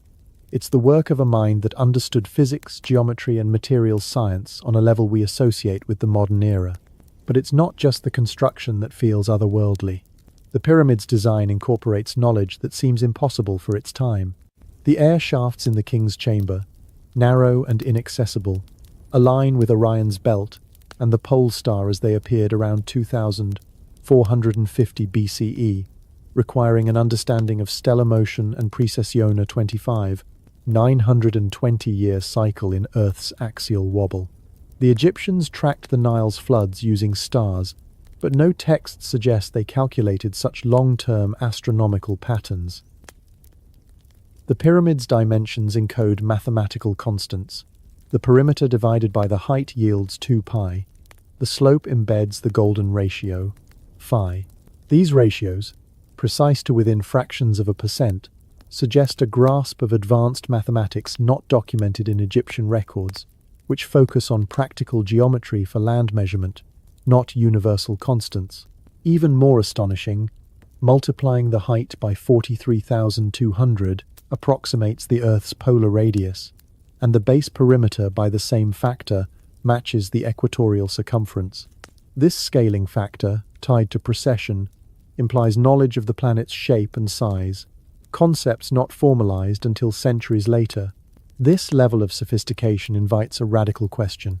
Could the Great Pyramid be the product of a technology we've lost, or one we've never understood? The tools and methods attributed to the Egyptian Scopa chisels, wooden ramps fall short of explaining the pyramid's precision. Some researchers propose alternative techniques, like acoustic levitation or advanced cutting methods, though no direct evidence supports these ideas. In ancient texts from other cultures, we find echoes of such possibilities. The Sumerian Enuma Elish describes gods shaping the world with tools of divine power, while Indian texts like the Mahabharata mention devices that move stones with sound or light. Could the pyramid's builders have used similar methods, lost when their civilization vanished? The absence of tool marks on the pyramid's stones, especially in the smooth granite of the king's chamber, suggests a technology that worked stone with a finesse beyond chisels, perhaps abrasives, precision saws, or something we can't yet name. This idea finds parallels in other ancient sites. At Stonehenge, 5,000 years old, massive sarsen stones were moved dozens of miles and erected with alignments to the solstices, requiring engineering we struggle to explain. In Peru, Machu Picchu's stone walls, built by the Inca, feature blocks so tightly fitted that they seem to defy gravity, with no mortar and no visible tool marks. The Baalbek trilithons in Lebanon, weighing up to 800 tons, were cut and placed with a precision that challenges modern cranes. Most striking is Göbekli Tepe in Turkey, a 12,000-year-old complex of carved pillars, some 20 tons, built before agriculture or writing. These sites, like Giza, suggest a global tradition of advanced construction, a knowledge that appeared suddenly and vanished just as quickly. Could the Great Pyramid be part of this network, a remnant of a civilization that spanned continents, leaving its mark in stone before fading into oblivion? The most provocative theory goes further, suggesting extraterrestrial influence. Authors like Erich von Däniken argue that the pyramid's precision, alignments, and mathematical codes point to alien architects or advisors who shared advanced technology with early humans. The idea is fringe, but it gains traction from the pyramid's anomalies. How could a culture with no recorded knowledge of calculus or astronomy achieve such feats? The lack of inscriptions, the empty chambers, the cosmic alignments all could be signs of a purpose not rooted in human ambition but in a message meant for the stars. While speculative, this theory underscores the gap between what we see and what we can explain, forcing us to consider possibilities beyond our current understanding. A more grounded hypothesis is that the pyramid was a technological marvel meant to preserve knowledge through catastrophe. Its Silencino hieroglyphs, no royal claims, suggests a universal design meant for any civilization that could measure its proportions. The constants encoded in its form phi, Earth's dimensions are timeless, surviving the collapse of languages and cultures. Unlike papyrus or clay tablets, stone endures, and the pyramid's resilience proves it was built for geological time, not human reigns. Could its builders have foreseen a disaster, a flood, a climate shift, a societal collapse, and constructed a monument to safeguard their understanding? The African humid period, ending around 4000 BCE, transformed the Sahara from a green paradise to a desert, displacing populations. If the pyramid predates this shift, as the Sphinx's erosion suggests, it might be a beacon from a lost world, designed to guide future generations back to the truths they left behind. Picture the Great Pyramid under a starlit sky, its stones silent yet alive with purpose. Its technology, whether human, divine, or otherworldly, speaks through precision, not words, a language of angles and alignments that outlasts empires. The builders, whoever they were, left no name, only a challenge, to measure, to question, to wonder. Tonight, we chase a legend that has haunted humanity for millenniath tale of Atlantis, a lost civilization of unparalleled wisdom, said to have vanished in a single night. Could the monuments of Giza be its legacy, a final echo of a people erased by catastrophe? Lie back, let the desert stillness cradle you, and listen as we explore the possibility that Giza's wonders were built by a civilization we've forgotten. The story of Atlantis begins with Plato, the Greek philosopher, who wrote of it in his dialogues Timaeus and Critias around 360 BCE. He described a mighty civilization, flourishing 9,000 years before his time, located beyond the Pillars of Hercules, likely the Strait of Gibraltar. Atlantis was a marvel of architecture, engineering, and culture, its people masters of navigation, astronomy, and technology. Their island, rich with resources, boasted concentric canals, grand temples, and palaces of gleaming stone. But their hubris angered the gods, and in a single day and night, earthquakes and floods swallowed Atlantis into the sea, leaving no trace but a story passed down through generations.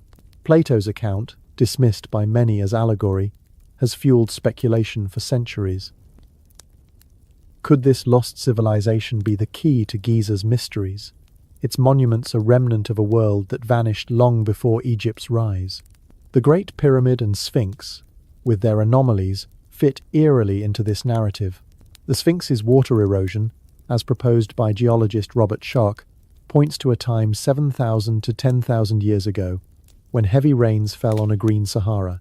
This aligns with Plato's timeline for Atlantis, placing its fall around 9,600 BCE, during the end of the African humid period, when climate shifts turned lush landscapes into desert.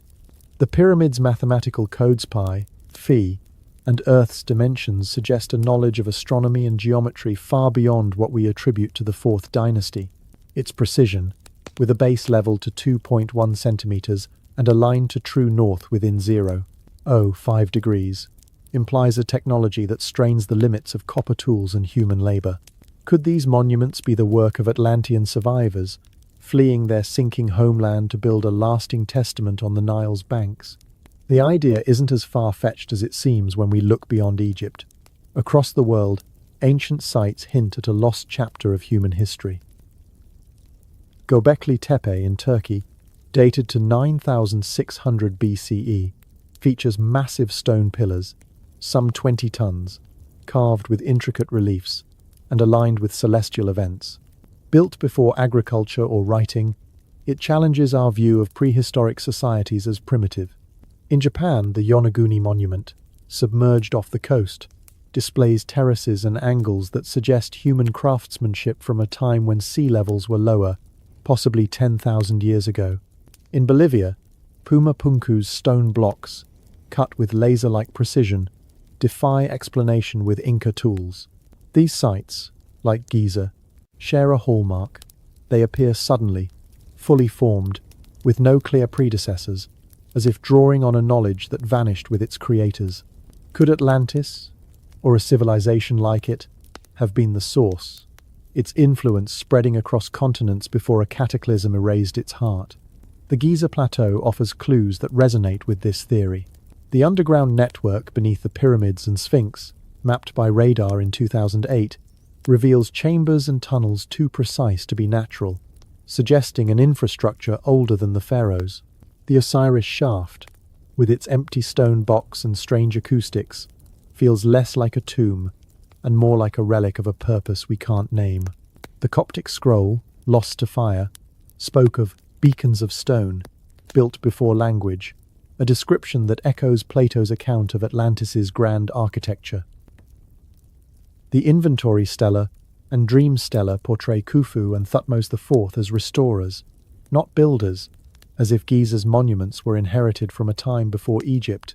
Together, these hints paint a picture of a civilization that left its mark in stone, knowing its world was fading, its knowledge at risk of being forgotten.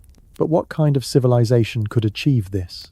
Plato described Atlantis as a society of advanced engineers, capable of building harbors, canals, and temples that rivaled the wonders of Greece. If the Great Pyramid was their work, its construction 2.3 million blocks, some 15 tons, placed with sub-millimeter accuracy suggests a mastery of logistics, mathematics, and materials science.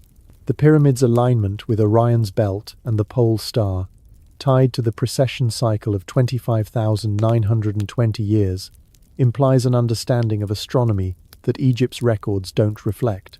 The absence of hieroglyphs, so unlike Egyptian tombs, could indicate a culture that valued universal symbols geometry, ratios over transient languages. Atlantis, or a similar civilization, might have built Giza as a time capsule, encoding knowledge in stone to survive a catastrophe they foresaw, whether flood, quake, or climate shift. This brings us to the legend of the Hall of Records, a concept popularized by the mystic Edgar Cayce in the early 20th century. Cayce claimed that beneath the Sphinx lies a chamber containing the wisdom of Atlantis texts, tools, perhaps technologies that could redefine our past. Radar scans in the 1980s and 2000s detected voids beneath the Sphinx and pyramids, supporting the idea of hidden spaces. The sealed doors found by robots in the Great Pyramid's shafts, one in 1993 by Upuot-2 and another in 2002 by the Pyramid rover, could lead to such a chamber. The copper pins on the first door, symbolic of divine power, might mark a threshold to this archive, meant only for those ready to understand its contents. The Egyptian authorities' refusal to explore these spaces, dismissing them as nothing, fuels speculation that they know or fear what lies within. The Atlantis theory also connects to a broader pattern of lost civilizations. In Sumerian texts, the Enuma Elish speaks of a world before the flood, shaped by gods with divine tools. The Hindu Mahabharata describes ancient cities with technologies that sound like science fiction. These myths, across cultures, share a common thread, a golden age of knowledge ended by catastrophe, leaving only fragments in stone or story. The end of the African humid period, around 4000 BCE, transformed the Sahara into a desert, forcing populations to the Nile where Egypt would rise. If Atlantis existed, its survivors might have carried their knowledge to Giza, building monuments to preserve what their island could not. The Sphinx's erosion, the pyramids' codes, the underground network all could be their legacy, a message to future generations that their world once was. Yet, the silence surrounding these possibilities is deafening. The Egyptian authorities, backed by institutions like UNESCO, tightly control Giza's excavations. Discoveries that challenge the Fourth Dynasty timeliner radar scans, robot findings, ancient texts are dismissed or suppressed. This pattern of concealment, as we've seen, suggests a fear not of artifacts but of ideas. If Giza was built by a lost civilization, it would mean the pharaohs were not the architects of their greatest wonders, but inheritors, claiming a legacy they couldn't replicate. It would force us to rethink human progress, admitting that advanced societies rose and fell long before our records begin. The legend of Atlantis, whether literal or symbolic, embodies this fear, a reminder that our history might be a cycle of forgetting, not a straight line to glory. Imagine the lost shores of Atlantis, its temples sinking beneath the waves, its people scattering to build one final monument under Egypt's stars. The Great Pyramid and Sphinx stand as their echo, silent yet enduring, their secrets buried in stone and sand. The legend of Atlantis is more than a story, it's a question, asking us to look beyond the pharaohs, beyond our timelines, to a civilization that left its mark not to be remembered, but to ensure we never forget what we've lost. The Great Pyramid of Giza is a marvel of stone, its 2.3 million blocks a testament to precision that defies ancient tools. But it's not just the visible structure that captivates, it's the invisible, the way sound moves within its chambers, as if the builders understood principles of acoustics we're only beginning to grasp. Step into the king's chamber, the granite heart of the pyramid, and you'll feel it, a space where whispers linger, where certain tones seem to vibrate the air itself. The chamber, built from massive granite blocks hauled from Aswan 800 kilometers away, is a box of perfect proportions, 10 meters long, 5 meters wide, 5.8 meters high. Its walls, fitted so tightly no blade can slip between, create an acoustic environment unlike any other in Egypt. Speak softly, and your voice carries with unnatural clarity. Chant a low note, and the stone seems to hum in response, as if tuned to a frequency woven into its design. This isn't imagination, it's measurable. Researchers, including acoustic engineers, have studied the king's chamber and found that its dimensions align with harmonic ratios, creating a resonance that amplifies specific frequencies.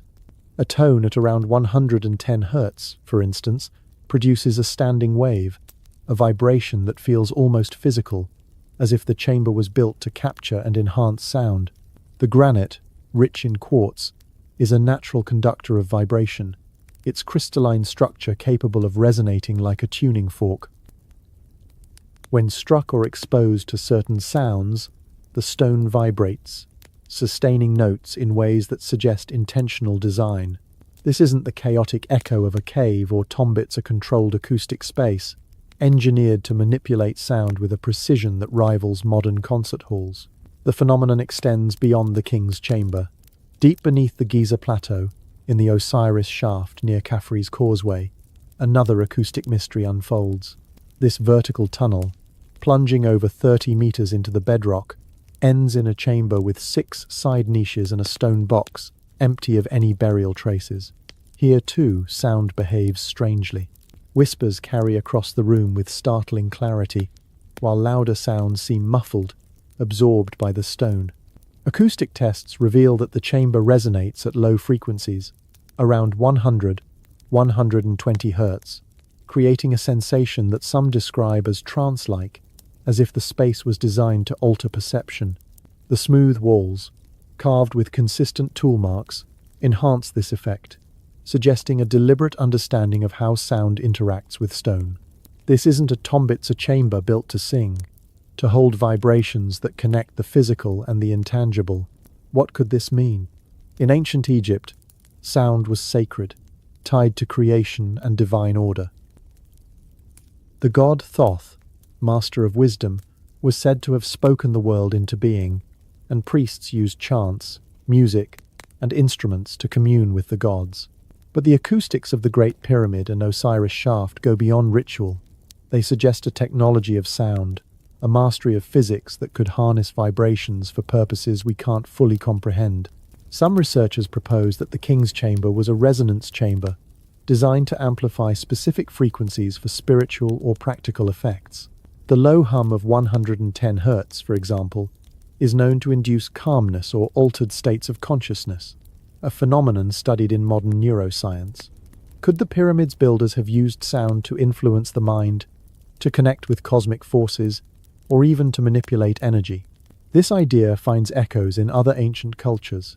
In Malta, the hypogeum of Ol Saflieni, a 5000-year-old underground temple, has chambers tuned to resonate at 110, 111 Hz, creating effects that some believe were used for rituals or healing. In Peru, Chavin de Huantar's stone corridors amplify low-frequency sounds, guiding priests through darkened passages with acoustic cues.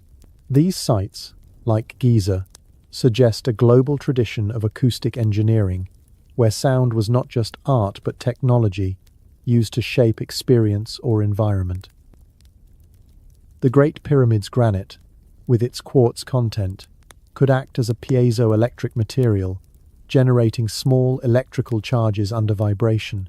While speculative, this aligns with theories inspired by Nikola Tesla, who believed ancient structures could harness Earth's natural energies through resonance. Could the pyramid be a machine, not of gears but of frequencies, built to tap into forces we've forgotten how to use? The implications are profound. If the pyramid and its subterranean chambers were designed for resonance, they might serve a purpose beyond symbolism. Some researchers, like engineer Christopher Dunn, argue that the Great Pyramid was a power generator, using sound or vibration to produce energy. The King's Chamber, with its granite and precise dimensions, could focus acoustic waves, perhaps to charge objects, influence materials, or even communicate across distances. The air shafts, aligned with stars, might have served as conduits, not for air but for energy, connecting the pyramid to cosmic rhythms. While no direct evidence supports this, the chamber's acoustics and the pyramid's precision align to true north, encoding pi and Phi suggest a knowledge of physics that surpasses Egypt's documented capabilities. The Osiris shaft, with its similar acoustic properties, could be part of this system, a subterranean counterpart designed to resonate in harmony with the pyramid above. This brings us to a bolder question. Who possessed such knowledge? The Egyptians of the 4th dynasty were skilled builders, but their texts show no understanding of advanced acoustics or piezoelectric effects. Their tool scopper chisels, wooden levers couldn't produce the flawless granite surfaces of the king's chamber.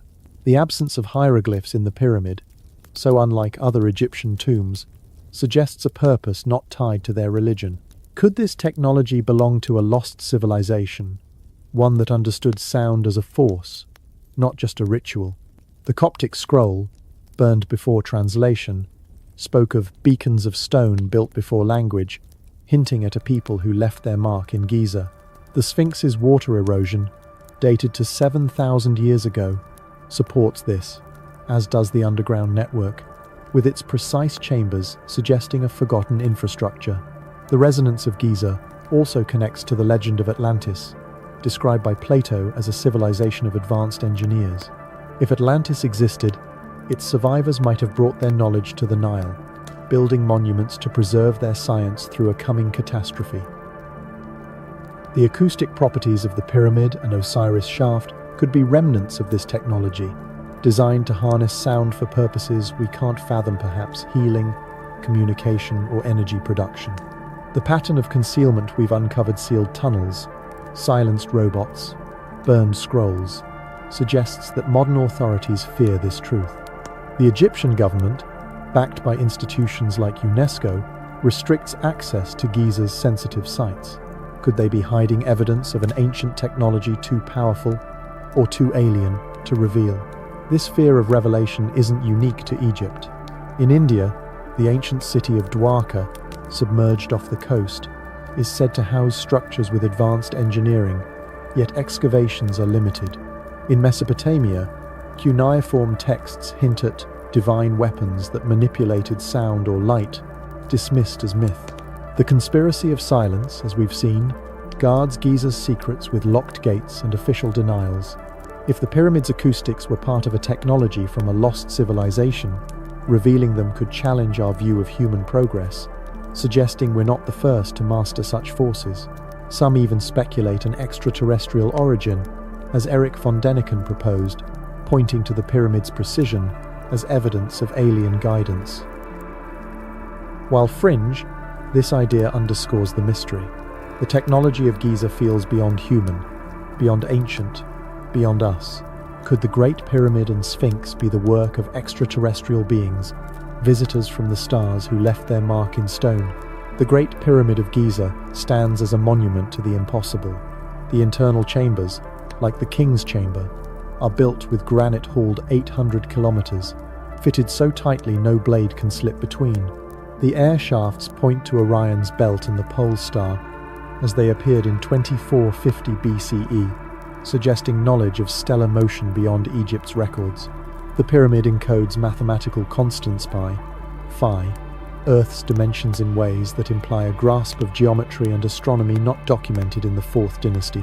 The Sphinx, with its water erosion from 7,000 years ago, hints at an even older origin. These anomalies strain the narrative of copper tools and human labor. Could they point to a source beyond Earth, a civilization from the cosmos that shaped Giza's wonders? This idea, radical as it sounds, was popularized by Erich von Däniken in his 1968 book Chariots of the Gods. Von Däniken argued that ancient monuments, like the Great Pyramid, could only be explained by extraterrestrial intervention. The precision of Giza's construction, he claimed, required technology far beyond what humans possessed 4,500 years ago. Moving 15-ton blocks, aligning structures to celestial bodies, encoding universal constants, these feats suggest tools or knowledge not found in Egyptian texts. The absence of hieroglyphs in the pyramid, unlike every other royal tomb, adds to the mystery. Why build such a monument and leave no claim, no story, unless the builders were not of this world, their purpose not tied to human glory? Von Däniken proposed that aliens visited Earth, sharing their technology with early humans, or building these structures as beacons, observatories, or even landing sites. The evidence, while speculative, is compelling when viewed through this lens. The Great Pyramid's alignment to true north, within a fraction of a degree, requires a global perspective knowledge of Earth's axis and magnetic field, concepts not recorded in ancient Egypt. The air shaft's stellar alignments, targeting Orion and the pole star, suggest a fixation on the cosmos, as if the pyramid were a bridge between Earth and the heavens. Orion, in Egyptian mythology, was linked to Osiris, god of rebirth. But the precision of these alignments implies a scientific understanding, not just religious symbolism. The pyramid's mathematical codes its perimeter, yielding 2 pi when divided by its height, its slope embedding the golden ratio point to a universal language, one that might resonate with beings who navigate the stars. The lack of inscriptions, so unlike Egypt's verbose tombs, could mean the builders spoke through geometry, a language that transcends planets. Beyond Giza, other ancient sites fuel this hypothesis. In Peru, the Nazca Line's massive geoglyphs visible only from the air stretch across the desert, their purpose unknown. Were they signals to skyward visitors, as von Däniken suggested? In Bolivia, Pumapunku's stone blocks, cut with precision that defies Inca tools, seem to belong to a technology we can't explain. The megaliths of Baalbek, Lebanon, weighing up to 800 tons, challenge human engineering even today. These sites, like Giza, share a hallmark. They appear suddenly, with no clear technological predecessors, as if gifted by a source beyond Earth. The Sumerian Anunnaki, gods said to come from the heavens, are described in ancient texts as teachers of civilization. Could they, or beings like them, have guided the construction of Giza, leaving monuments as proof of their presence? The underground network beneath Giza adds another layer. Radar scans in 2008 revealed chambers and tunnels, some with geometric precision, suggesting an infrastructure older than the pharaohs. The Osiris shaft, with its empty stone box and eerie acoustics, resonates at frequencies that alter perception, hinting at a purpose tied to sound or energy. Could these spaces be remnants of extraterrestrial technology, designed for communication, energy production, or even interstellar signaling? The sealed doors in the pyramid's shafts, found by robots in 1993 and 2002, bear copper pins, metals sacred to Egyptian gods, associated with divine power. Were these markers for a technology we can't comprehend, left by beings who knew their creations would outlast their visit? This brings us to the most provocative question. Why the silence? The Egyptian authorities, through the Supreme Council of Antiquities, have consistently blocked exploration of Giza's hidden spaces. Radar anomalies beneath the Sphinx, robot discoveries in the pyramid, and historical reports of underground chambers are dismissed as nothing. This pattern of concealment, as we've seen, suggests a fear of what might be found. If Giza's monuments were built by extraterrestrials, or with their guidance, revealing this could upend our understanding of human history. It would mean we're not alone, that our greatest achievements might be borrowed from the stars. Institutions like UNESCO, which oversees archaeological sites, and global governments might fear the chaos of such a revelation not just for science, but for religion, culture, and our sense of identity. The conspiracy deepens when we consider the broader pattern. Ancient texts across cultures hint at sky beings. The Hindu Vimanas, flying machines in the Mahabharata, describe aerial battles with advanced technology. The Book of Enoch, an apocryphal text, speaks of watchers who descended from the heavens, teaching humans forbidden knowledge. The Dogon people of Mali, with their detailed knowledge of the Sirius star system, claim it came from amphibious beings from the stars. These stories, dismissed as myth, share a common thread: contact with advanced entities who shaped early civilizations. Giza's anomalies, its precision, its cosmic alignments, its silence fit this narrative, suggesting a connection to a cosmic intelligence that left its mark and then departed. But why leave such monuments? If extraterrestrials built or guided the construction of Giza, what was their purpose? The pyramid's resilience, surviving 4,500 years of earthquakes and invasions, suggests a design for geological time. Its mathematical code phi, Earth's dimensions are universal, meant for any civilization advanced enough to measure them. Could it be a beacon, signaling to future visitors or to humanity when we're ready? The Sphinx, gazing at the equinox sunrise, might mark a cosmic rendezvous point, its water-worn stone a testament to its age. The underground chambers, sealed and silent, could house technology or records, waiting for a time when we're prepared to understand. The pattern of suppression-burned scrolls, locked tunnels, halted robot simplies that some, perhaps even modern powers, know more than they admit. The internal chambers, the King's Chamber, the Grand Gallery, the subterranean passages are constructed with granite and limestone fitted so tightly that no blade can slip between. The air shafts point to stars like Orion's belt. The ratios of its dimensions encode pi and phi, and its measurements mirror Earth's polar radius and equatorial circumference. We're told this was Khufu's tomb, built around 2580 BCE, but the absence of hieroglyphs, grave goods, or a mummy challenges that story. The pyramid's silence, its cosmic alignments, its enduring strength, they suggest a purpose far grander than a pharaoh's afterlife. What if the pyramid was never meant to honor the dead, but to safeguard knowledge for the living, for a future that might forget everything else? This idea transforms the pyramid from a monument into a machine note of gears or wires, but of geometry and endurance. Its design is too precise, too universal, to serve only one king or one era. The constants it encodes by phi, the Earth's dimensions are timeless, independent of language, culture, or belief. Unlike papyrus scrolls or clay tablets, which crumble or become unreadable, stone endures. Unlike hieroglyphs, which require a Rosetta Stone to decipher, mathematics speaks to any civilization with the tools to measure. The pyramid's silence, its lack of inscriptions, is not an omission but a strategia, way to ensure its message survives the collapse of empires, the loss of languages, the forgetting of gods. It stands as a repository, a vault of knowledge meant to outlast catastrophe and guide a future world back to truths it might have lost. The pyramid's mathematical codes are the key to this purpose. Divide its perimeter, 921.6 meters, by its height, 146.6 meters, and you get 6.2857 within 0.1% of 2 pi. The slope, at 51.84 degrees, embeds the golden ratio, phi, a constant revered across cultures for its harmony. Multiply the height by 43,200, and you approximate the Earth's polar radius. Multiply the perimeter by the same factor, and you match the equatorial circumference.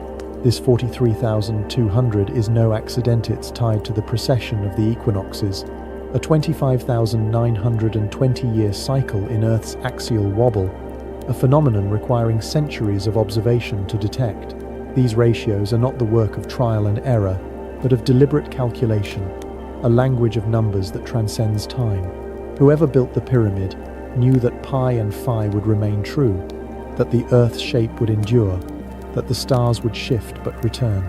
They built a structure to preserve these truths, not for Egypt, but for anyone who might come after.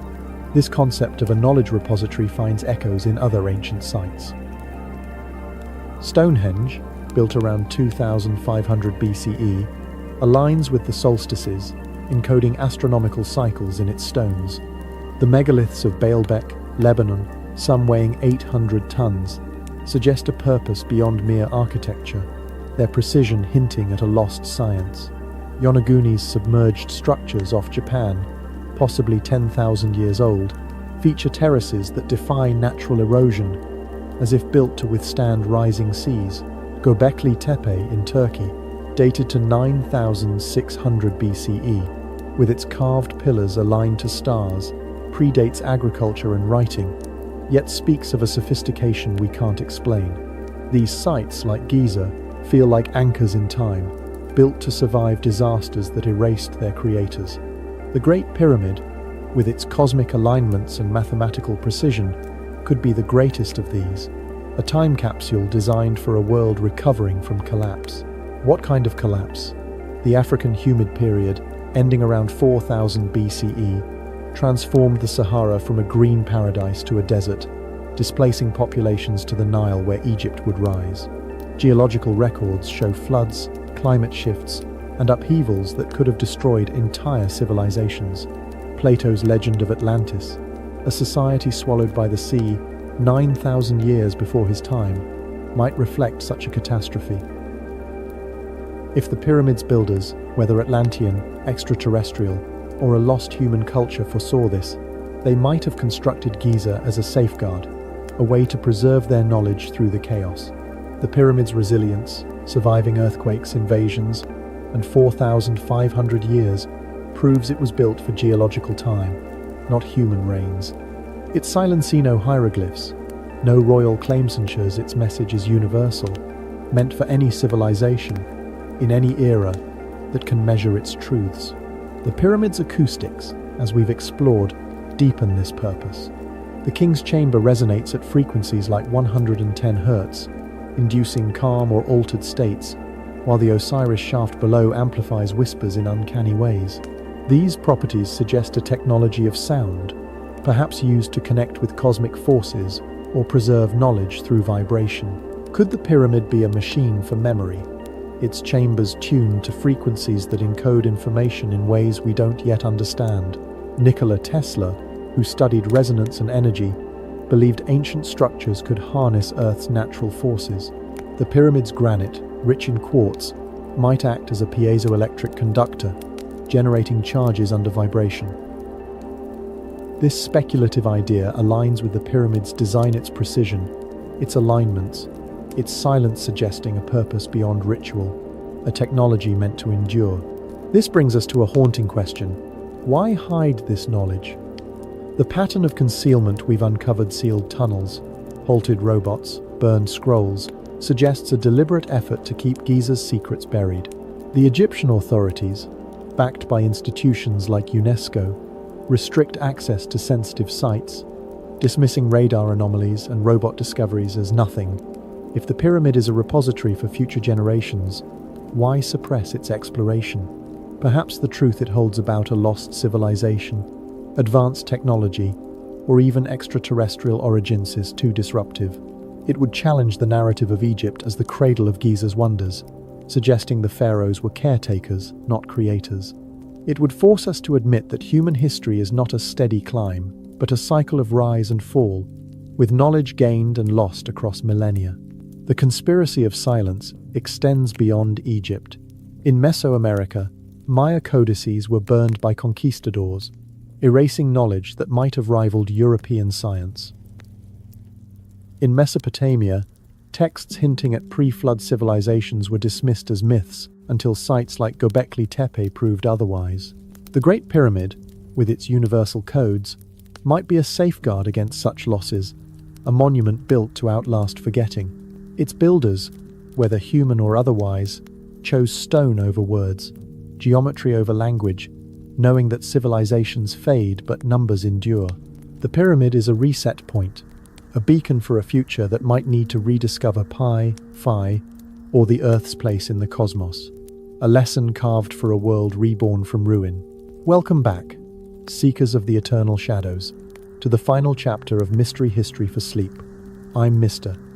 H, your faithful guide through the veiled enigmas of time, where the sands of Giza cradle truths too profound for our waking minds to fully grasp. Over these nights, we've journeyed together across the Giza Plateau, standing before the Sphinx with its water-worn scars that whisper of rains long ceased, tracing the Great Pyramid's cosmic codes that encode the very secrets of the universe. We've questioned its silent chambers, empty of a pharaoh's remains, and uncovered stelae that paint Khufu and Thutmose IV not as builders, but as humble restorers of something far older. We've descended into the hidden tunnels beneath Giza, followed robots to sealed doors that guard unspoken mysteries, and mourned a Coptic scroll lost to flames before its words could rewrite our past. We've unraveled a conspiracy of silence woven by those in power, explored the legend of Atlantis as a possible cradle for these wonders, and even dared to consider extraterrestrial hands shaping the stones. We've listened to the pyramid's resonant hum, a symphony of ancient physics that hints at technologies beyond our comprehension. Now, as the desert night deepens and the stars wheel overhead in their eternal dance, we arrive at the conclusion a moment to weave these threads into a tapestry that reveals the true shape of Giza's enigma. It's not a shape of kings or gods, not a monument to glory or death. It's the shape that memory forgot, a form carved in stone to defy forgetting itself, a repository designed not for the past but for the future. The Great Pyramid, the Sphinx, the entire plateau they stand as a silent archive, a vault of knowledge built to endure the collapse of worlds, waiting for a time when humanity might need to remember what it has lost. Close your eyes, let the gentle rhythm of my voice carry you, and allow this final tale to unfold like the horizon at dawn, revealing the light in the darkness. From the beginning, the clues have pointed to a truth that transcends Egypt's pharaohs. The Sphinx, with its erosion patterns carved by rains that fell 7,000 years ago, predates the arid desert we know, suggesting a builder from a greener, forgotten era. The Great Pyramid, its base aligned to true north with impossible precision, encodes Pi and Phi in its dimensions, mirroring Earth's curvature and the precession of the equinox Isa, knowledge that should have required telescopes and calculus, tools absent from ancient Egypt's arsenal. The empty king's chamber, resonant with frequencies that alter perception, feels less like a tomb and more like a chamber tuned to cosmic harmonies. The Stelethi inventory and the dream speak of restoration, not creation, as if Khufu and Thutmose IV stumbled upon sacred sites they could honor but not claim. The underground network, with its precise chambers and uncanny acoustics, hints at an infrastructure for a purpose we can't name, while sealed doors discovered by robots remain unopened, their copper pins glinting like warnings from another time. These elements, woven together, form a narrative not of Egyptian triumph but of inheritancy, a legacy from a lost civilization that knew its end was near. Whether Atlantis, as Plato described, sinking beneath waves in a cataclysm of floods and quakes, or another advanced society erased by the Sahara's transformation, the builders of Giza seem to have foreseen oblivion. They didn't inscribe their names or stories in hieroglyphs, knowing languages fade and cultures crumble. Instead, they encoded their wisdom in the universal tongue of mathematics and geometry, carving constants like pi and phi into stone that would outlast empires. The pyramid's silence is its strength, a message meant for any future, any people who might measure its slopes and rediscover the Earth's shape, the stars' cycles, the ratios that bind the cosmos. Imagine a world on the brink of collapse, rains failing, seas rising, societies fracturing under the weight of change. The builders, masters of astronomy and engineering, construct a monument to survive the storm, not to glorify themselves, but to anchor knowledge for those who come after. They align it to the stars, knowing Orion's belt would return in its cycle, a celestial clock ticking through millennia. They tune its chambers to resonate, perhaps to preserve information in vibrations, or to guide future seekers through altered states of awareness. The Sphinx, half lion, half god, gazes at the equinox sunrise, marking the renewal of time. Its water scars a record of the deluge that nearly claimed their world. This is no tomb for a king, but a library for humanity, a repository where the shape of memory endures, even when memory itself is forgotten. The conspiracy of concealment we've uncovered makes sense in this light. The Egyptian authorities, academics, and global institutions guard Giza not just for tourism or preservation, but because its truth threatens our fragile sense of progress. If the pyramid is a time capsule from a lost civilization, it admits that advanced knowledge has risen and fallen before, that our own world might not be the pinnacle but a fleeting chapter. The burned Coptic scroll, describing beacons of stone before language, was silenced to prevent this revelation. The sealed doors, the dismissed radar scans, the halted explorations, they all protect a narrative that keeps us blind to our cyclical past. Even the bold hypothesis of extraterrestrial involvement fits here.